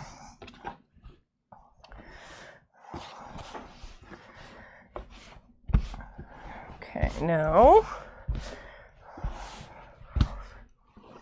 All right, now, where's our other one? Oops, I was sitting on it. Guess I was keeping it warm. And the screwdriver, apparently. I don't know how I didn't feel that. I got no excuse. Okay, so we are going to put the last one on here. Let's pin it in the corner. Make sure everything's straightened out.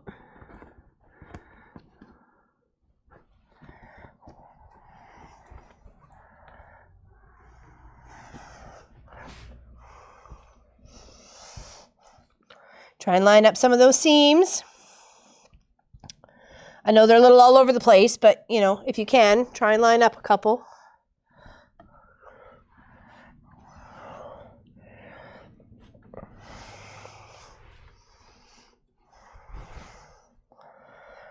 Okay.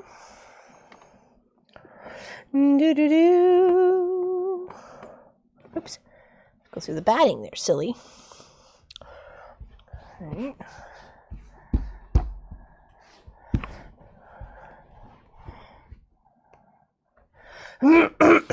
It's actually a really sad story that happened not too far from here. It's actually somebody I know and I worked with. Unfortunately, I'm not sure whether it was just he was drinking and driving or what have you, but he accidentally killed his father. And it was really, really quite sad because he's the same age as Munchkin. And I was just thinking that, like, how could that happen, you know? But when you're drinking, and obviously you're not supposed to, well, not necessarily supposed to, but maybe that much in driving, it doesn't make any sense at all. So I was very sad to hear what had happened to, you know, him and his family. And it was just, you know, it was like, wow. And it was just, you know, not too long ago. And life is short. And I know he didn't do it on purpose. But still, the changes in his little 22-year-old life are just dramatic at this point because of those actions, you know, of not paying attention or, you know, doing the proper thing, right? So I know it's sad. It's very sad, you know, because you think, oh, it's just a big joke. You know, until somebody loses an eye. Well, it's worse than that, right? So I was very sad. I don't even know what to say to the people anymore. Like, what do you say to them? And he's a good kid, you know? So, and it's sad. He's only 22 years old and he's already facing these manslaughter charges. And, you know, because of wrong choices. Wrong choices made in the haste of having fun, you know, leads to these sort of consequences. So it's very sad. I was surprised because it was my friend. I'd taken over some stuff I'd embroidered for her, and she was saying, "Oh, come in and have a cup of tea." I'm like, "Oh, sure, I got time. You know, just at the post office. This was just yesterday," and she was telling me, she goes, "Oh, did you hear about such and such?" I'm like, "Hey, didn't I used to work with him over at, you know, the Food Land?" And she's like, "Yeah." I'm like, "Wow, holy moly!" So. Life is small, life is short.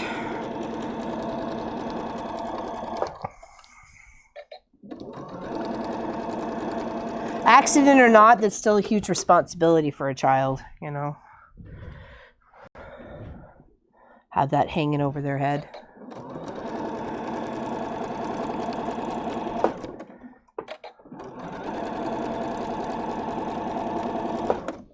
All right, once we get this on, we will iron it, pin it, and then I will add the other side, and then you can see what it's all going to look like in the end. And then you get to finish it up any way you like.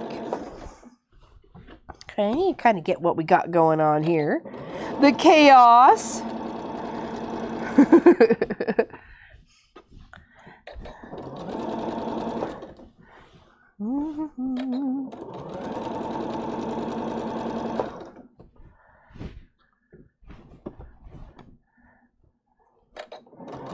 Whole family destroyed because of a mistake. Uh-oh. Yeah, exactly. Exactly. I know exactly what you mean. And it is sad. It's because, you know, you think drinking and driving's fun, even if it's on your own property. You know? It's not. There's always consequences, right? Always consequences. Okay, so let's make sure we're not hooking up on anything here. Come on, you. Let's go, let's go. Let's rock and roll. Okay. Make sure I didn't sew that upside down. Move that over here. Last one. There we go. Oops. Okay. It's getting big and bulky now. Got flips and flops a lot. Make sure we didn't sew our backing to the bottom or something, or on the side, or what have you. Because we've been known to do that before. Okay, so put a little press and love here.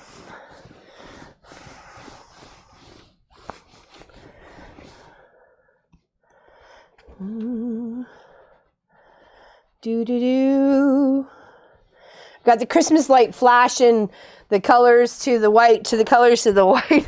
I can see it in my peripheral vision. It's just kind of like, that's a bit much. Okay, just popping a few pins down the side there to keep it nice and straight. Straightening out my back and my batting as I'm going. There's lots of floofing and fluffing going on. You think we're going to a ball or something, you know. All the floofins and fluffins. Get your ball gowns on, ladies. Let's go. Go out for a party. Actually, I guess 2 weeks tonight there'd be a party. Be a party all over the world. Party like it's 1999 or something like that.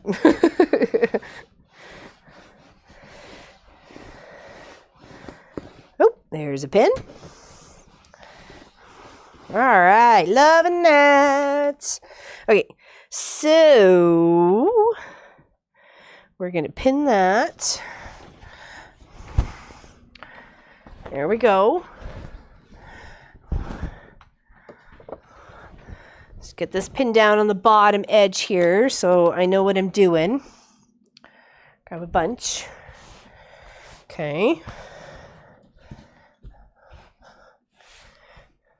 Just pop the pins in, keep it nice and stable, and secure in the spot you need. Sophie's looking for some loving.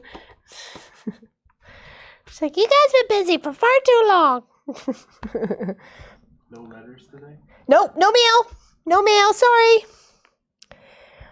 No mail today. Sorry. Well, I don't know, just I don't have anything to show you guys, so I'm sorry. You didn't send yourself stuff. I didn't send myself stuff.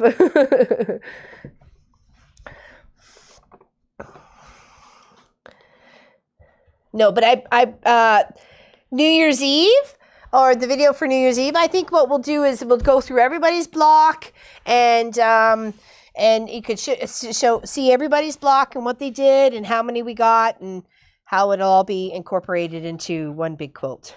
So, all right, oops, pin here.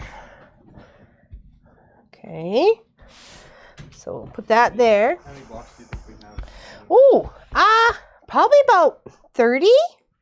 I'd say about 30.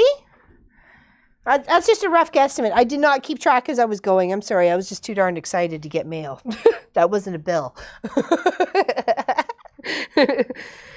Or somebody asking for a donation or something. Okay, so here is row number 5. Okay, it's stitched upside down, but you can see it upside down. So what I want to do from that point on is do my stitches, what we were working on. And then the last row here, because you know how the 5th one's going to go. I'll show you how this one's going to go. Oh, that's your house was at the top. No, it's my house at the top. Your house at the bottom, because you're in the green zone. I'm in the white zone. And then you just line that up. Straight-ish line from top to bottom. Okay. Did I sew that one? I did sew that one. Okay. So I can sew this one. And then show you. And then you guys can finish off the rest. Because you know what you're doing. You should. If you don't, I'm sorry.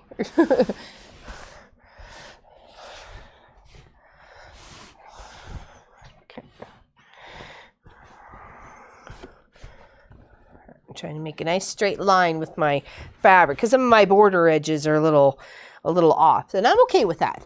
I'm okay with that. Just trying to line up so I have a nice straight line. Ish. Straight line-ish. It's always straight line-ish, like. Okay. Don't mind the jingly bells you heard in the background. Munchkin letting his chickens in.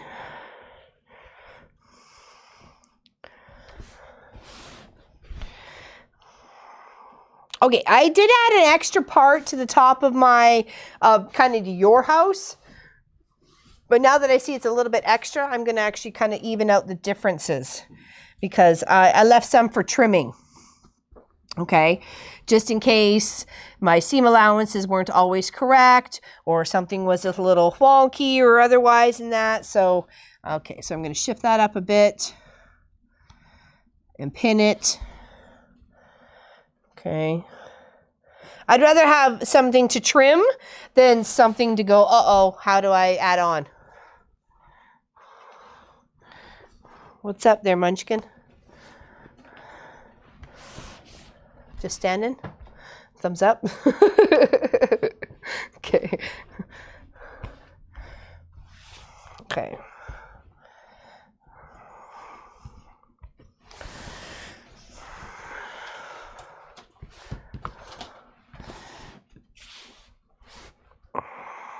Okay.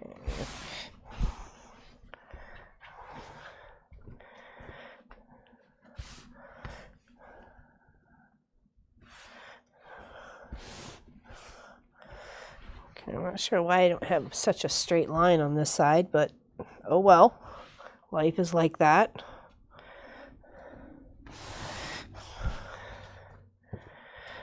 Okay, that should be putting me right about the top. Okay. All right, I'm just going to pin it and then show you. Okay. Actually, you know what? No, let's pin it. We're fine with pinning it. Okay.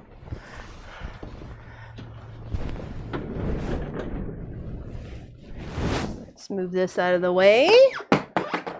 It's okay. Don't use the juice, though. Juice means sticky mess. All right. So once you sew those two little strips down, you're going to end up with something pretty phenomenally good and gorgeous like this. Okay? There we go. And just stitch that down and do your little free motion wherever you want. And that is our 2017 Christmas quilt. And hopefully everybody loves it. Okay? All right, so don't forget to vote on the iCard thingamabobber for next week. And Thank you very much for everybody who partaked in this wonderful experience. We've had such a blast doing it, and so happy that you and had fun with it too. So there's the backing. It looks fantastic the way it's all coming out. I think I am probably going to roll the hem up on it or roll the backing up on it and do the stitching that way. So I'll show you on Wednesday. I'll show you a little preview on Wednesday before the long arm Wednesday video, okay? So we'll show you how this all turned out. So thank you very much for joining us, everybody. We appreciate it, and we will see you on Wednesday. Have a fantastic day, and thank you very much for partaking in this quilt along.